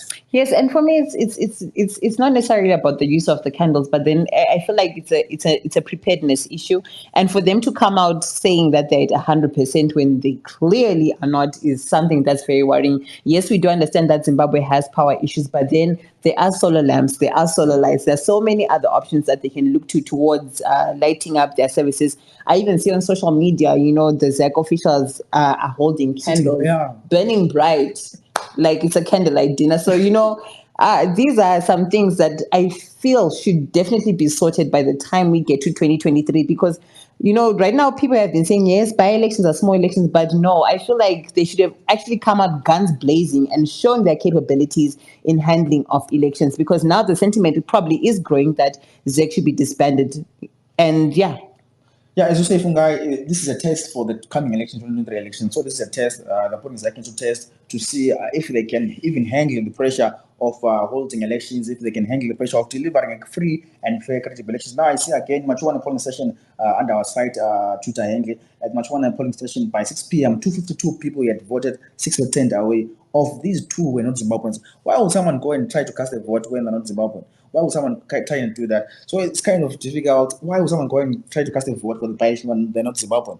So in Zimbabwe, it's one of the difficult things. So yeah, there's clearly a lot of voter education that needs to take place as we go forward in the country. Clearly, I mean, like when someone is not Zimbabwean, they're voting in Zimbabwean elections. Pretty worrying there, but maybe there's a story behind it. We'll definitely follow up on that one to find out what was happening essentially. And also the issue of star 265 to check your details on the voter. So some earlier in the morning were saying they can the prefix star 265 and then they find their names and polling station there. But when they go to these polling stations, they can't find their details. So let's also touch on the issue of the cutoff date. I think the cutoff date was 8 January 2022. Yes. So for Umpali, say after 8 January, I'll qualify to participate in the by-elections today, to qualify for the next year. For the next elections, that is in 2023. And someone even was talking earlier on about how a lot of young people didn't have the opportunity to even register before that, because essentially there were no IDs being produced. And that is a huge number for political parties to tap into. If you're looking at whether the diaspora vote or the South African vote, which people can actually cross the border and come through and cast their vote. So maybe that is something that political parties can essentially look into. Like I keep on highlighting that today was essentially a test for ZEC and for political parties. So I hope that political parties are definitely going back to the drawing board and seeing some of the loopholes and seeing how they can close those loopholes to make sure that the 2023 elections are free, fair, and absolutely credible. But now, Fungai, what constitutes a free and fair and credible election? For me, issues with the issue of the media. Look, during the campaign season, this is busy covering other political parties besides ZANU-PF. They only cover ZANU-PF only. They never covered other political parties. So the issue of the media reforms now, electoral reforms, again, it constitutes the issue of free and fair election. In Zimbabwe, the ground is not level. Remember, one of the spaces we talk about the issue of the fairness of the ground. The ground is not level in Zimbabwe. Some people are not covered by the media. So again, it's difficult when it comes to elections in Zimbabwe. But interestingly enough, ZEC actually came through and highlighted that issue. So are we saying that ZEC wasn't fair? I know we've been talking in reference to ZEC, so I just want to highlight that ZEC maybe is actually trying to play its part as much as possible, but maybe it's hampered by different things. So maybe when they also go back and they audit themselves, maybe these are some of the things they should look into come 2023. How can they make sure that there's a free and fair playing ground when it comes to media coverage in terms of the elections? But remember, Fungai, when these international organizations like SADC, UN, or AU, they come and observe this election, they say the election was free, fair, and credible. What constitutes that freeness of the election? I'm saying to you, the issue of media reforms, the coverage of the media. Remember, I spoke about the Electoral Act where everyone is supposed to be covered. Everyone participating in the election is supposed to be covered by the media. But however, in Zimbabwe, we don't see that. We just only see one party being covered. And also the issue of the mainstream media. The mainstream media covers more of the governing party more than the other opposition parties in Zimbabwe. So yeah, that's that. It's a few minutes before the polling station close, and we're here giving you election update from different constituencies and also different wards in Zimbabwe. I see Manda is there as well. I see Tsepang and Biki are still there. Tsepang, what do you have to say, sir? Tsepang, are you still there? Seem not to have Tsepang there. Fungai? Sorry, I didn't capture that. What did you say, Brighton? No, just speaking about the issue of the fairness and the fairness of the election. What constitutes a free and fair election in Zimbabwe? Oh, thank you for that question. So, what constitutes a free and fair election? We look at the pre-voting stage, where we are saying political parties must be allowed to hold their rallies, gather people up, even if they have to go through the police, that the whole process must not be monotonous, really. Then we talk of media coverage as well. Such issues, as well as transparency on the part of ZEC, where the voters' role is availed on time, issues around the voters' role are dealt with on time. So there mustn't be elements of hiding certain information, either from the electorate or from political parties. So all that in its totality constitutes to free, fair and credible elections. Too much, Tsepang. But now, what's your reaction to the issue of now, ZEC, the issue of lighting? People can't even see now during, in the polling stations. They're using candles now. In other areas, they provide wrong light. So now, how do we say this is a free and fair election? Such circumstances, can ZEC deliver a free and fair election under those circumstances? I think ZEC can, but its capability remains questionable, really.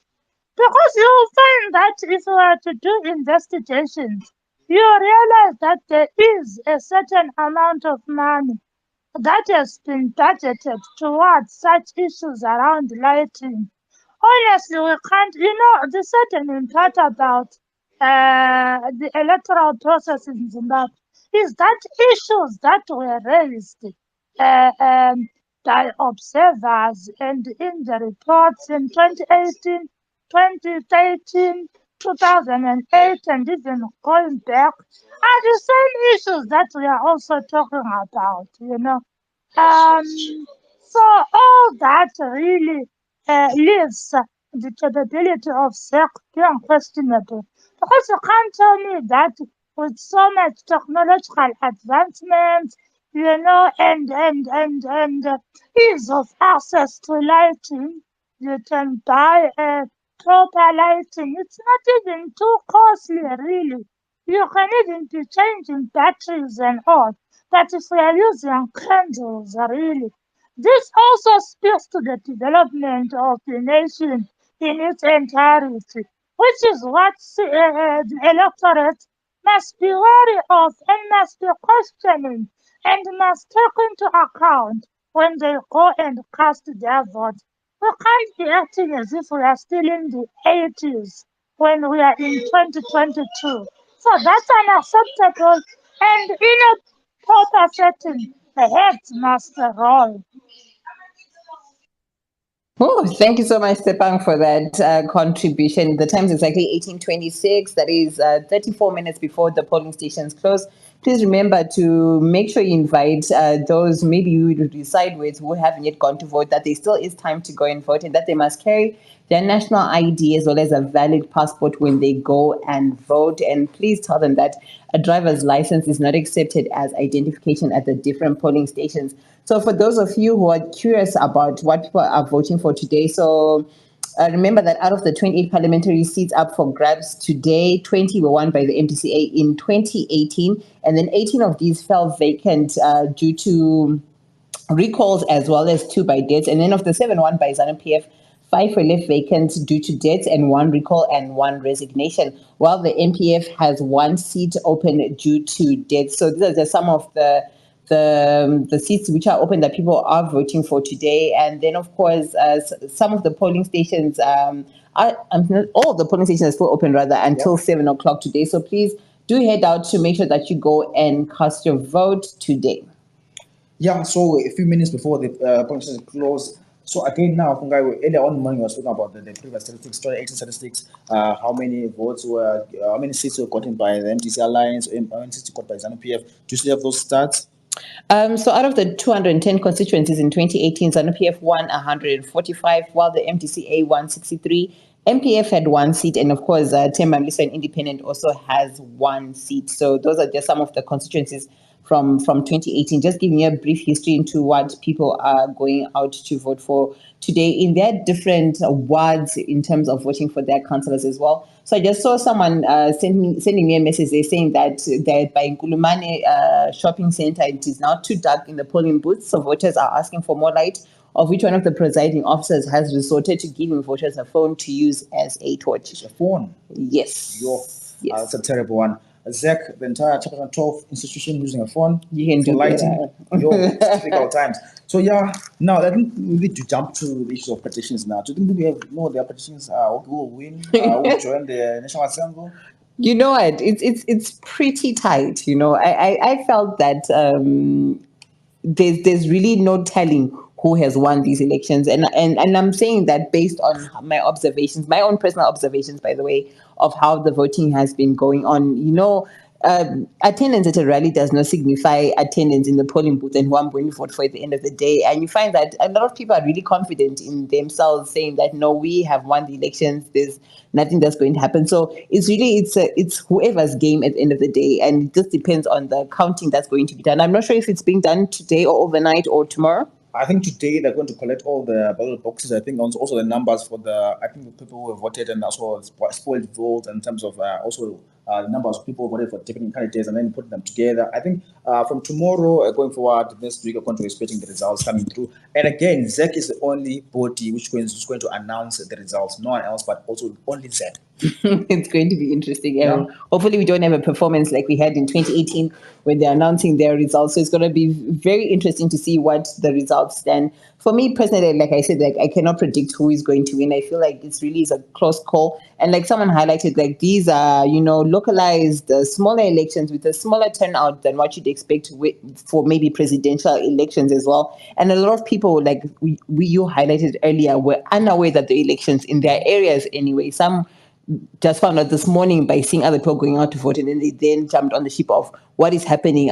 Is the voting happening today? So it's a pretty tricky situation in that light as to who has gone to vote, how many people have gone to vote, and as you know that there were a number of people who were also being turned away as well from their different voting stations, even though they'd gone through they used the USSD code that is *265 to confirm whether they are actually registered at these particular stations. And then of course the weather has had a very large contributing factor to this. In the morning it was raining cats and dogs. It sort of settled in the afternoon, but then as of 3 o'clock this afternoon, it's just been raining cats and dogs. So obviously that may deter a lot of people from going out to vote. And then people also highlighted the whole issue of having to note down their names in terms of the COVID-19 regulations and adherence, essentially saying that maybe that would deter people from wanting to go through and going to cast their votes. But now, we're speaking about Bulawayo, and also earlier on, we heard about from Linda saying in Harare there was low voter turnout as well. And Bulawayo, our reporter has been telling us that Bulawayo has been having a low voter turnout. But again, I'm seeing tweets from social media, people are saying Pinga had a high voter turnout. So Pinga is shocking people, Pinga is surprising people. So yeah, people are going out in large numbers in Pinga. I think there were rallies in Pinga. Yeah, I remember there were rallies in Pinga. People had rallies in Pinga. So I think rural areas seems to be looking good in terms of high turnout. Yes, and I feel like I was saying earlier on that it's essential for voters to go out there to exercise their right to vote. And I feel like as we go towards the 2023 elections, that a lot of voter education has to come through. Like someone highlighted that there were a lot of foreigners who were going out to vote. Some people were voting photocopies of their ID. Others had their war veteran cards.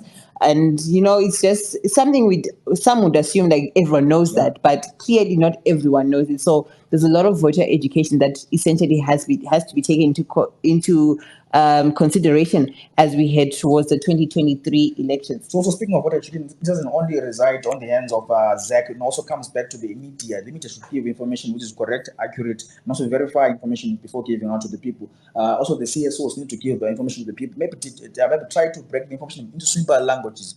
Break down what's the by-election in simple local languages. What's a by-election? Because people didn't know what's a by-election. Because I had to explain to someone later on, a by-election is when someone, the candidate or MP or councillor has been recalled from the chambers or from the parliament, or the MP resigns, or the MP or councillor dies. So that's when a vacancy becomes available there, and then there becomes a by-election. So our people are not aware what's a by-election, what's a harmonized election. So I think we need to be clear there. The CSOs, the media need to fully educate citizens about the by-elections in Zimbabwe. Indeed. And of course, if you are still heading out to vote, remember that you have 28 minutes before the polling stations close. But remember that if you want to check your registration details, you can still do so by dialing *265# or visiting the ZEC website, which is bvrinspection.zec.org.zw, to know whether your registration details are in place. Remember that it's not too late to go through and cast your vote. So I see now we have a new speaker there. James is trying to connect from Gwanda. Let's try to wait for James to connect and hear from him what's happening in Gwanda. In the meantime, if you want to speak as well, if you want to contribute, tell us the mood. What's the mood wherever you are? How was the by-election? And what's happening wherever you are? Please do request the mic and contribute to us discussion. Talking about the by-election in Zimbabwe. We've been here since morning, 7 a.m. Now it's slowly approaching 7 p.m. The polling stations are about to close. So I see James has just joined us. James, are you there? Let's see. No, we can't get hold of James there. Oh, yeah, and just a gentle reminder as well that the Zimbabwe Electoral Commission has said that some voters are taking photographs of marked ballots and sending them on social media. And this is in contravention of the Constitution, which protects the right to security of the ballot. So voters are being advised that this constitutional provision is in place to protect them from victimization and is an internationally recognized right which the Commission endeavors to protect. Voters are thus advised to desist from any actions that might compromise the right and integrity of the electoral process. So the electoral is advised that taking photographs inside the polling station is prohibited and constitutes a criminal offense. So yeah, I saw earlier on people posting their ballot papers. Yes, stop chasing clouds. Yeah, no. It's very, very wrong, guys. Don't do that. Don't share ballot papers on the timeline. Don't share on social media because it's a criminal offense. Mm-hmm. And also the issue of nails. Especially with nails, like ladies with their long nails, you're supposed to cut your nail for you to cast your vote. Some of them being turned away. Interestingly enough, I saw some people actually posting their fingernails and they didn't cut them off. So I think it just depends on the area where you're going to vote, because there was a lady who joined us earlier on our space, Antenia, and she actually voted with her long acrylic nails, and she was like, she just had a difficult time cleaning it to make sure that she could, cast a vote. But other people actually had to remove the entire nail, and it's a painful process. Any lady can testify to that. So please do make sure that you do advise people that it is exactly 25 minutes before the polling booths close. I see that we've been joined by James. James, good evening. How is it looking on the ground? James, please go ahead and unmute your mic and share your contribution. Thank you so much. It's a bit drizzling this side, and it's getting more darker and darker where I am. So I need to go close to the polling station that is close by where I stay, just to observe and see what's going on before they close. But one fun fact that happened is that there were about 10 people that were turned away that were from a different ward, under the pretext of saying they wanted to vote. So you can imagine, and all these people were older people. They were told, when we go back to the issues of actually voter education, they were just told that there's an election so you can go and cast your vote. They didn't know anything. They just had information to just say, okay, you can go and vote. but they didn't know that they didn't belong to that one. So those are some of the issues that maybe certain political parties or certain players can also try to teach their members to also maybe get to understand these electoral processes and how it goes. I think that way we can address a lot of issues. Thank you so much. Thanks so much, James, for that update. Please do give us an update once you get closer to the polling station and what's happening. The turnout now, what's happening is the issue of rain. We spoke about streets in Gwanda. So please do give us a feedback on what's happening on that issue there in Gwanda. That's James in Gwanda, Fungai. So yeah, again, Ballot is raising now outside there. A few minutes before the polling station closed right here in Zimbabwe. Today, Zimbabwe is heading for the by-elections. That way, what happened is MPs were recalled from parliament. Some councillors were recalled from councillors. Some passed away or some resigned. So this is the issue that's happening now. A few minutes before the polling station get closed in Zimbabwe right there. Yes, it is indeed a few minutes before the polling stations close. We will be crossing over to Fungai. He's our correspondent in the Midlands province in Kwekwe, just to give us an update of what's happening as it's almost 23 minutes before the polling stations close. Fungai, what's the situation on the ground there? Good evening. I've been to 4 polling stations, 2 in Bizo constituency and 2 in Kwekwe Central. The expected last-minute rush could not materialize. There are only a few people at the polling stations. At this center, there were 6 people, and at Chana, there were 8.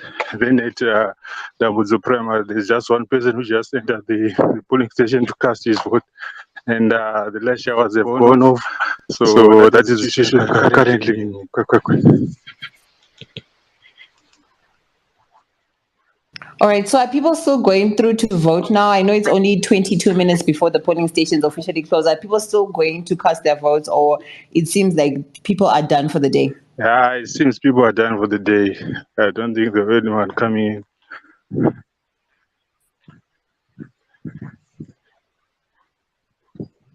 So, Chongo, you're saying people are done for the day, but a few minutes are left before the polling station get closed. So, yeah, I guess Fungai now goes back again to the issue of apathy now. Young people are not going to cast their vote. People calls them the unfocused youth. Are not going to cast their vote. So, I don't know what can be done to motivate them to go and cast their vote, to show them that it's important for them to register to vote and go and vote on the particular day. I don't know what can be done. Are we really tired, Fungai? No, you know what? And I feel like this is actually a learning platform for all political parties, especially as we head towards the 2023 elections. Like someone highlighted that the by-elections are kind of like a stepping stone. They're kind of small, not to say that they're irrelevant, but they are kind of small compared to the presidential elections. But I feel like now all political parties have to really hit the ground running in terms of voter education, in terms of voter registration, in terms of making sure that all the electorates countrywide actually get IDs and valid passports to ensure that they can cast their votes as soon as 2023 comes about, because 2023 is just next year. I know right now we're currently in March, but you find that the year will have ended in a few months' time, and then we'll be looking into 2023. So we don't want to be left with any loopholes in terms of voting and people turning up, people not turning up at the end of the day. Yeah, voter education is very important to be done. CSOs, the NGOs, the media, political parties, the church should now start educating people about the importance of voting and what to carry when going to cast your vote, and what to the code of conduct and when you can going to cast your vote. Again, if you can blame Zach and say Zach, yes, Zach obviously has faults here and there, but however, it comes back to us as young people. What do we want as a citizen? What does the Constitution of Zimbabwe say? We have the right to register to vote. We have the right to vote. But are we going to do that? We're still not going to vote. Today you've seen high low turnout. There's the issue of apathy in Zimbabwe. But however, Pinga youth went out to register to vote in large numbers. Yeah, and that is essentially very much encouraging to know that there is a youthful vote going out there to vote. And, as we go on, I feel like, like someone was saying that they were unaware that there are elections in the first place and wondering what's happening on the ground. So a lot of voter education has to come through to the fore. And not only for people who are turning 18 or people who are in the age of voting, but I feel like as though from the grassroots, from the time children are in schools, this is something that should be put into our curricula to educate us about what is local government, what are local government elections, what is the presidential elections, what does it entail, what are the consequences if I don't vote. I don't know who highlighted that there's a certain country where you actually get punished or penalized for not turning out to vote. Maybe that is something that we must consider as well as Zimbabweans, to make sure that people go out and vote. Yeah, it's very important for people to go out and vote. I think the people don't know the importance of casting their vote. Unless maybe they are tired, because I've seen before people saying, no, the issue of elections, they come and go, but however, our situation remains the same. I think people are tired of the situation, so they're like, no, it doesn't need for us to cast our vote. They've lost hope in ZEC, they've lost trust in ZEC, they've lost hope in casting their vote. So I think, I don't know what can be done to encourage people to cast their vote. You seem today with a low turnout in the by-elections. Indeed. And for me, I'm actually curious about the tender away figures as recorded by ZEC. As you know, that a number of people were tender away today. Some were sent to new polling stations and the like. So it would be interesting to know as well how many people were turned away and what can be done to, fix that particular situation. I see Zep has requested the mic there. Please feel free to unmute your mic and share your contribution. Okay, so I have two issues to raise. Issue number one, I'm just wondering how many young people were fielded as candidates, because that also can be a contributing factor in terms of having increased the numbers of young people going to cast their vote. But again, I think as a nation, we'll have to sit down and talk about this issue of recalls at great length. Indlela utse angeke nto ndala omnye umuntu ebuyele rada ecitsha. Yidala omnye umuntu ebuyele rada ecitsha. Honestly, does it mean I have energy to waste to continuously be writing the same thing? While the next person comes with an eraser and just erases what I would have written. So I think the whole issue of recalls also has a contributing factor really to say we never really dealt with that issue at great length. If it means we need certain constitutional amendments or electoral amendments, whatever the case may be, I think it's necessary because that thing on its own did set a precedence. And I know that last week, that one, the mayor from Chitungwisa was recalled. So you can see that the whole circus is going on and on. And you are the one who would have decided only for one person to come and erase. Yeah, very true, Zapang. The issue of recalls greatly affected many Zimbabweans. We spoke about this thing on Thursday, I think, on our space in the morning, about the impact of recalls on service delivery. Right now, we are casting our vote for the by-elections, but however, someone also is being recalled somewhere else. So that place where that person is being recalled, we need another by-election as well. So I guess this is a tedious process where you just go merry round, right round the circle, right round the circle, at the expense of taxpayers' money. This is our money that ZEC is using today in the field, in this maybe for the resources, but however, we still going around in one circle, in one process, by-elections, recalls, by-elections, recalls. At this center, we are citizens are the ones suffering. Okay?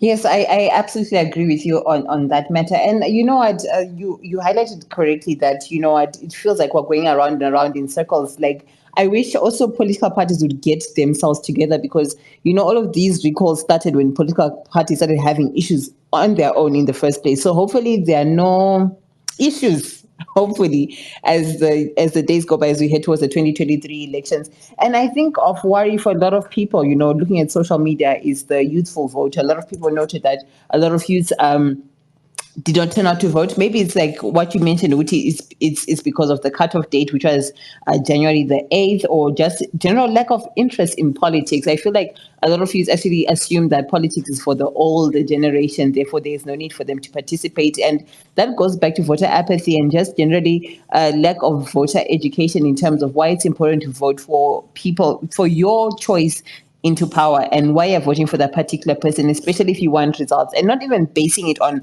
this person's in this particular party, but based on whether this person is capable of doing the job and whether they can present results at the end of the day. So yeah, Fungai, I'm seeing a statement from ZEC here. They're saying all accredited media houses are invited for a press conference today at 1900 hours at ZEC head office for updates on the by-election. So ZEC is going to be briefing the media at 7 p.m. today, just maybe 15 minutes, 15 minutes from now. ZEC is going to be briefing the media at ZEC head office in Harare. So yeah, that's that. ZEC is going to be briefing the media, and also they're going to give you updates on the by-elections that we held today. So I hope they're going to address the issue of lighting. The issue of leaking tents. I hope the journalists who are accredited go there and ask these issues. What comrades, your tents were leaking, so and you could even provide pens for people to register to vote today. Your tents were leaking. There was water all over. It was raining. You couldn't even provide lights. We're using candles. Comrades, address us. What is the issue there? I hope journalists ask those questions. Yeah, hopefully they do ask all those pertinent questions in regards to ISEC, including the whole black and white ballot paper issue. I feel like it was kind of brushed aside, like take it or leave it and the like. So it will be interesting to know what Zach has to say in terms of these issues. Remember that we are opening the floor to you rather. So if you'd like to request a mic, please do come through. And remember that the polling stations close in exactly 13 minutes as well. So if you're in an area near you that has access to a polling station, please do feel free to go through and cast your vote after all the polling stations do close at 7 o'clock. Yeah, I see we have another speaker there. CCC DMV. Please go ahead with the contribution, sir. Thank you. I'm CCC DMV. Over here in North America province, we a branch that we had been twinned with Binga North for Prince Dubego Sibanda. So I just got off the phone with him, just asking him for a status update. And he was saying that there was very good voter turnout, I think about 60 to 70%, which is very good. And people are still voting, and the polls are about to close. I think they had about a few issues that they did face in one of the wards where one of the issues that they faced was that they were trying to have some people get their IDs so that they can force them to have to go through voter assistance, yet they are capable of doing so by themselves. Those were one of the issues that he highlighted to me, but I'm sure he will provide a fuller report at when everything has been done and closed. But I think things are looking good in Binga. We'll know more, but that is what I just wanted to provide to everybody. Thank you so much for that feedback, CCDMV. Please, I want to ask you about the issue of ZEC's credibility to run and provide free and fair credible elections. Do you trust ZEC? Do you have trust in ZEC? Do you hope ZEC can provide free and fair elections in Zimbabwe? ZEC has a lot of there are a lot of issues that people have that have come out that have questioned the credibility of ZEC's ability to run a free and fair election. And we have seen in many constituencies where people have reported going to polling stations where they had already confirmed their ability to go there, and then getting there and being told that they're not supposed to be voting at that particular polling station. And so that is very concerning, because the ability to vote is in the Constitution, and the fact that they had said that, I'm sure yesterday, Jasper was speaking to these issues, and he said that he had confirmed to everyone that people will not be facing such issues. So the fact that we have people are actually reporting such issues is very concerning, and is one of the things that had been brought about by Pachedu and so many other citizens. And if you've been also following Advocate Mahere's timeline, it has a lot of things that are happening in real time that are of concern. So we will know more as the day goes by. But I think that citizens have a lot to demand from ZAC. And if ZAC proves itself not to be competent, then yes, it has a right. Then you know what, we deserve better. And how it will be done, whether it will be things that have to be improved. There are things that have to be done that will need to be worked on. So right now, I know that there are very problematic issues that will need to be corrected, and probably see if ZEC is really, whether it's a competent organization, because so far it has not proved to be so. Thanks so much, CCC, for that update. I see now we're joined by Dao. Dao, what's the latest from where you are, sir? Dao, can you hear me? Please go ahead with the contribution. Yes, I can hear you. Can you hear me? Yes, clearly. So go ahead with the contribution, sir. Okay, just 1 minute to answer a question about whether ZAC is qualified or not to run a credible, free and fair election in the country. My answer, my own opinion is no. Why am I saying that? ZAC is a commission that should be a non-partisan commission, right? Considering that we see, I don't know if I'm allowed to call names here, like the ZAC commissioner and the honorable whatever Chigumba. They are non-partisan, they are non-ZANU-PF supporters. Right? To me, that what does that mean? It disqualifies them totally, because their vote or their support must be a secret, but they are making it so openly. So to me, ZAC is captured by ZPF. So that, to me, it disqualifies them. It disqualifies them totally, because now there is lots of issues with them, but that is the first and foremost thing that disqualifies them, that they are supporting, and they are supporting a certain party openly. They are openly a partisan commission. That disqualifies any commission to run a free and fair election. So shortly, without wasting much of your time, for me, I disqualify that, honestly speaking. They even compile a credible voters roll. I mean, imagine 2017, this is 2022, 5 years, they failed. And a day or two, Jasper was saying they've got an allowance of 10% error. Imagine 10% of 6 million people, it's 600,000. Is that normal or is that acceptable? To me, that disqualifies that. Thank you so much. Thank you so much, Tawude, for sharing your opinions. We are talking about ZEC. We are collaborating what has been happening on the ground, different opinions from individuals as well as our journalists who have been telling us what has been happening on the ground. And he says that he essentially does not have any trust in ZEC, that they continue to disappoint, essentially. And he was talking about the 10% room for error that the ZEC spokesperson was talking about, and how it actually adds up to a very significant number. If you look at it, 10% really is a lot. Now that I actually think of, I don't throw about it in numbers, but then that is actually quite a huge number. We are opening up the floor to anyone who'd like to request a mic, just to give us your contributions in terms of seeing as how it's almost, voting time is almost over. It's exactly 6 minutes before 7 o'clock. Do you feel like ZEC succeeded today in conducting free and fair elections? What were some of the loopholes that you saw in today's elections, and what can be done to make sure that 2023 everything runs smoothly and everyone is happy with the job of ZEC? As you know, ZEC has also said that they'll be hosting a press conference at exactly 7 o'clock at their headquarters in Harare. So that is something as well that we will definitely be tuned into to hear what they have to say, especially in light of today's events.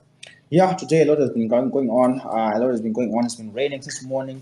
A lot has been going on. Our channel has been on the ground giving us live updates since morning, 7 a.m. Now it's almost 7 p.m. Fungai did a great job today. Let's get to James. James, I said you're going to the polling station. It's about to close now. Please give us a last update before we wrap it up for the day. James, are you there?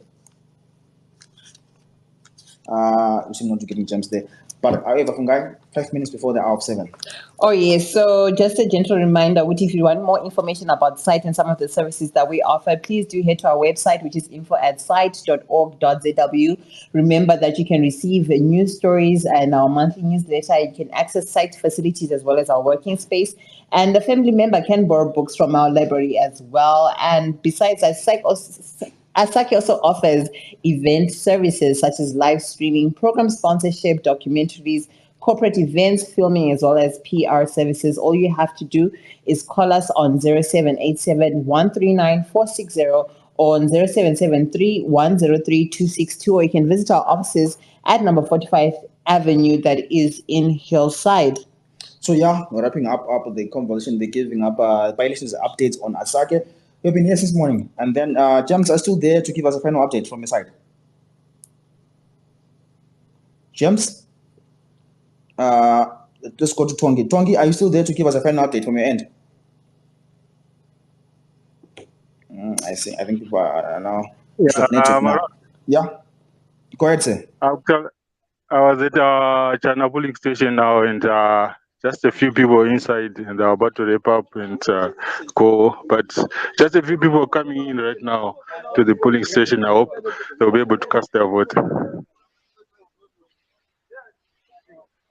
Thank you so much for that update, Tongi. He is joining us live from the Midlands province in Kwekwe, just giving us an update of what is happening. Like he said, the day is not yet over. It's not yet too late for people to go through and cast their votes. And people were arriving. It's exactly almost 3 minutes to 7 o'clock to make sure that they exercise their right to vote. We are talking, of course, about ZEC and its capabilities in light of today's events. I know a lot of people have been posting their experiences, their different experiences, and how they felt, what they didn't like, what they enjoyed. I know someone was speaking about how they had a terrible time when it came to noting down their names rather in the COVID-19 regulation area, but they felt that the process with ZEC and actually casting their vote was pretty smooth. They did it in under a minute. So of course, different experiences for different people. Others are happy, others are not happy. So at the end of the day, I think it's up to the individual to see whether they are happy with whether ZEC actually lived up to their name in terms of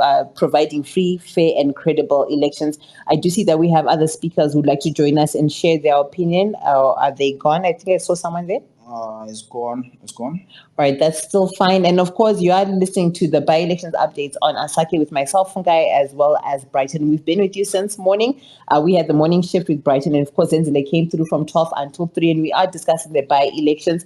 As you know, that ZEC does have a presser today at 7 o'clock, so we are very keen to see what some of the key issues will be discussed there. And of course, we are keen as well to find out about the results of today's by-elections. As you know, a lot of seats fell vacant due to recalls as well as deaths and resignations. So it will be very interesting to see how the voters turned out in their respective constituencies to vote today. So yeah, Fungai, it's about 7 o'clock now. We're waiting for ZEC to do their press conference at the ZEC headquarters in Harare and hear the update on the by-elections.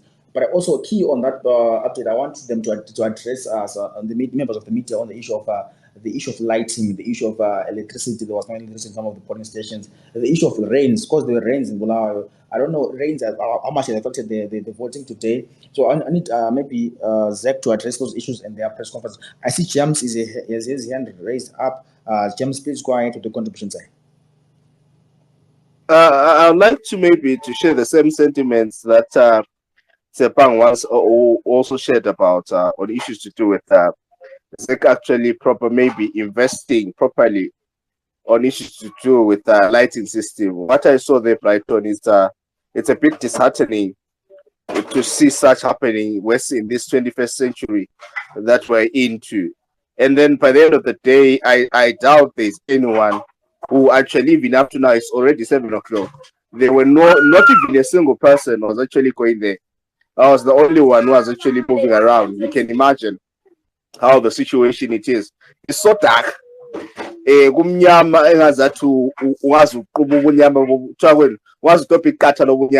is how dark it is. So I don't know. Maybe going forward, ZEC must actually be capacitated with proper budgets that they buy solar lights, properly solar lights. And also there was the issue, I talked to a certain councillor. He was also crying about issues of that ZEC was supposed to do proper, proper education when it comes to issues to do with by-elections, because it seems as if a lot of people were not even well aware that we have these by-elections that are happening today. Thank you so much, Brighton. Thanks so much, James, for carrying us throughout the day, giving us updates from Gwanda this morning up to now. Thanks so much, James, for that. Thanks so much, Sepang, for also being there this morning, giving us also updates on what's happening on your ground. Fungai, I think it's time for us to go now. Yes, it is indeed almost time for us to wrap up. And of course, we have been hearing many issues rather, of how there have been a lot of voters being assisted. And according to our reporter in Binga, a major issue, assisted voters, about an average of 100 voters are being assisted in the different polling booths. So this is another issue that someone was talking about. Uti, and all the gentlemen as well was being helped today, in the different wards and stuff like that. So people aren't really sure about the laws when it comes to assisting people, especially those who are visually impaired as well. Uti, what are the laws in terms of ZEC when it comes to those particular issues? So maybe it's something that will be highlighted in today's presser by ZEC, which is supposed to start, it's essentially started because it's supposed to start at 7 o'clock. And of course, the voting polling stations are essentially closed. It's exactly 2 minutes past 7 o'clock. So I think kudos to everyone who turned out and went out there and voted today. Yeah, and exercise their vote, right to vote. I see we have a new speaker there. Tiny, please go ahead with the contribution, ma'am. Tiny, please unmute your mic and go ahead with the contribution. You can't seem to get Tiny there. So yeah, Fungai, I think polling stations are now closed across Zimbabwe. But exactly 7 o'clock, we're supposed to get a presser from ZEC, which is going to be held at ZEC headquarters in Harare. Members of the media are advised to attend and hear a briefing from ZEC on the update of the by-elections.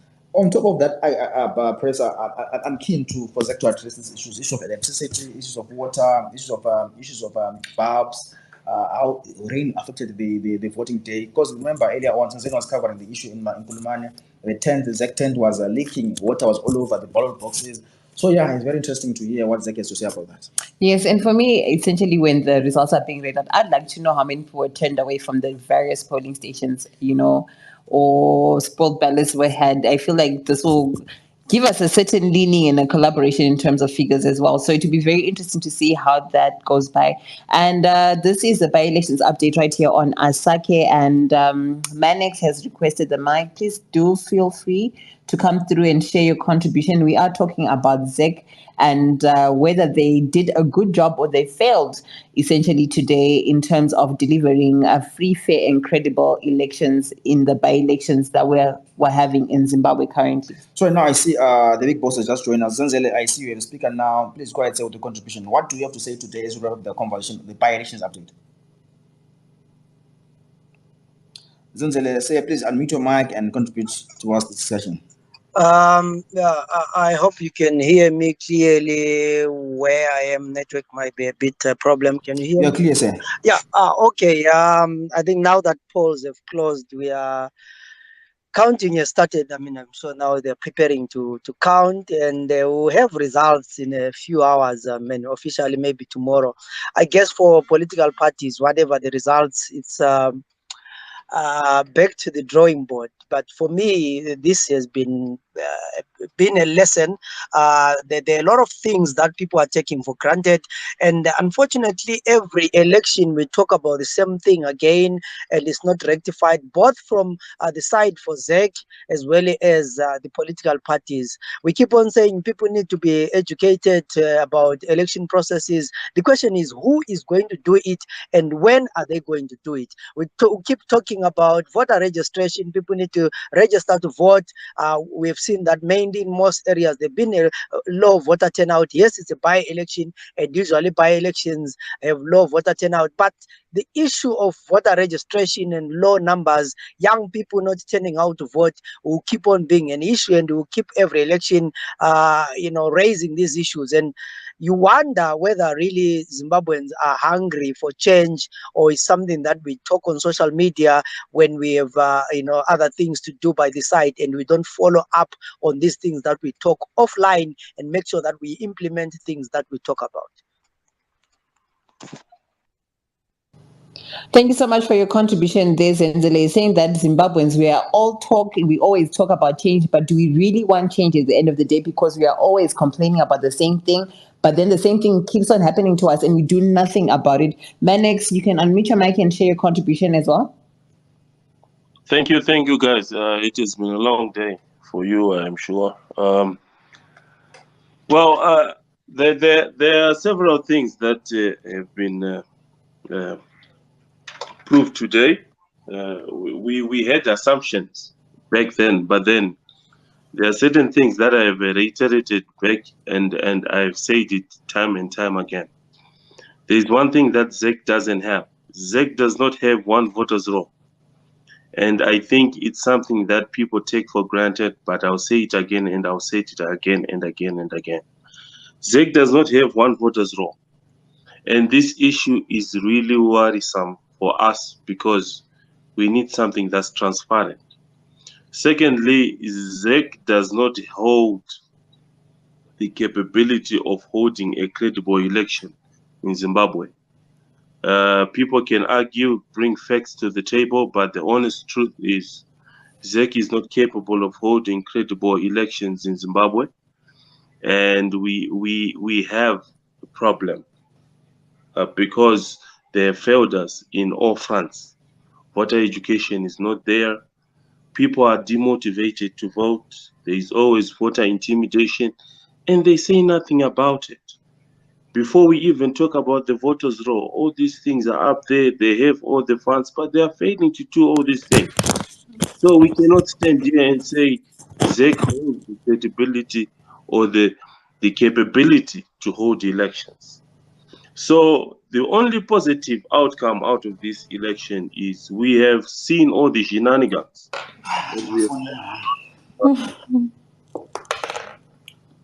Sorry, is someone else talking? Oh, okay. So the positive outcome from this election is we have learned also a lot, and a lot has been confirmed about all the suspicions we had. So it's back to the drawing board because we want to come up with positive outcome next year. So it's very important we really sit down and come up with a very strong plan so that we do not continue to have the same problems we are having here in Zimbabwe. We want to have credible and fair elections. This ruling party, if it's needed by so many people, why are they afraid to have tangible elections? Let's try and have credible elections. Thank you very much. All right, Menex, before you go, maybe a question I'd like to ask is, do you feel that ZEC should be disbanded, especially in light of today's elections? And I'm sure you've been following what various people have been saying, whether it's journalists or people on the ground. Do you feel at the end of the day that ZEC should be disbanded, essentially? Well, I'm actually surprised you asked that question. ZEC should be disbanded. That's the honest truth. That's one solution that we have to really amplify, that people should know, and we have to call for it so that it happens. ZEC has to be disbanded because ZEC is infiltrated and they have failed us so many times. Imagine we had the same problem 2013, we had the same problem in 08, we had the same problem in 2017. We even called for a BVR, but still we get people who are dead on the voters' roll. We get people who are turned away who voted in 2017. That's so pathetic in this day and age when technology is there in abundance. So how come we still have the same system running today that was running in 1987? That is really pathetic. So for me, honestly speaking, I think ZEC should be disbanded. Let's have people who are there to serve the people, not to be partisan. Thank you. Thanks so much, Manex, for that feedback and also contribution towards the discussion. So there we have it. Exactly now, 10 minutes after the half 7, our polling stations I think they're now closed. So now we're waiting for ZEC to do the press conference. I'm not sure which platform are they broadcasting the press conference. You know, Zimbabweans, you know, ZEC in terms of sticking to time, they never stick to time. So I'm still trying to check where they are broadcasting the press conference for now.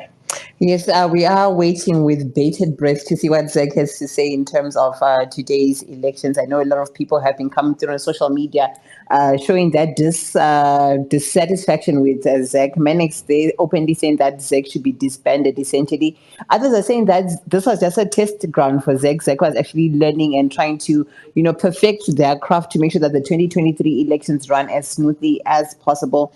And of course, if you're just joining us, we are covering the by-elections updates right here on Asake. Please don't forget to follow us on all social media sites. We're at Site ZW on Instagram, Facebook, Twitter, as well as on TikTok. Tiny, I see you want to contribute there. Please do share your contribution.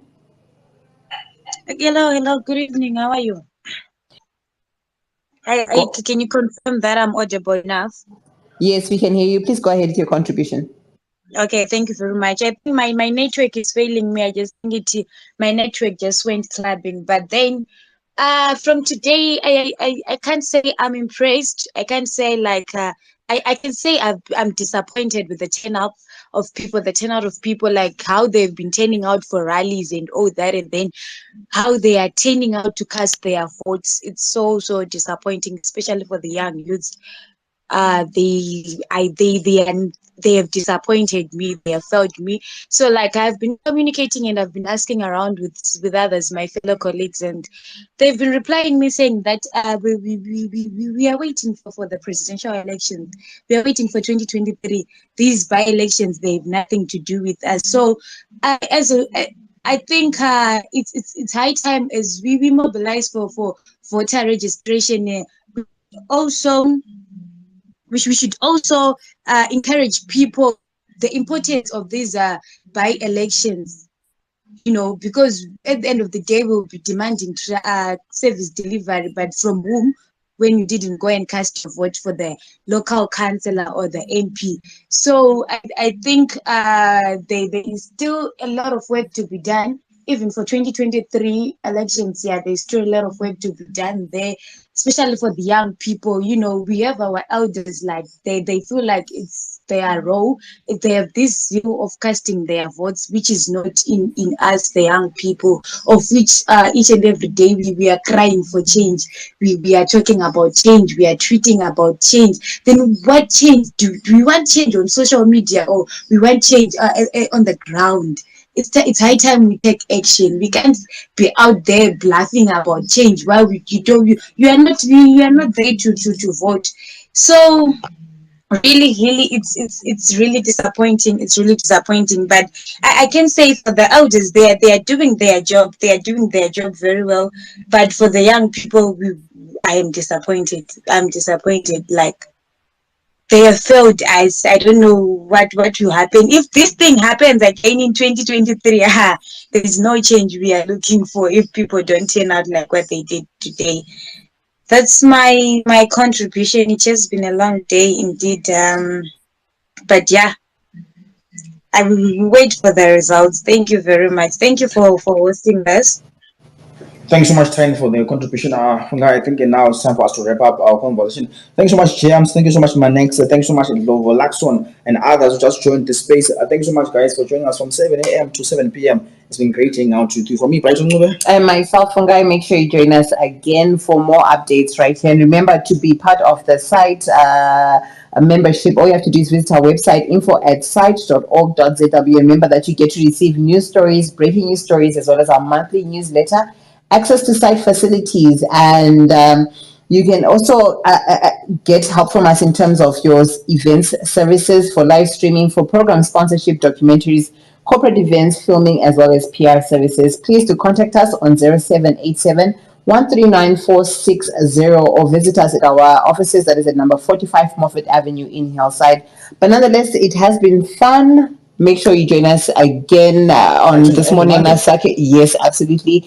It's been fun. We look forward to the results and sharing them with you. You guys have yourselves a pleasant evening or a pleasant day, depending on whichever part of the world you're in. Good night, guys. Please verify information before posting. Verify. For me, my Brighton, and myself, Mawada. Bye-bye.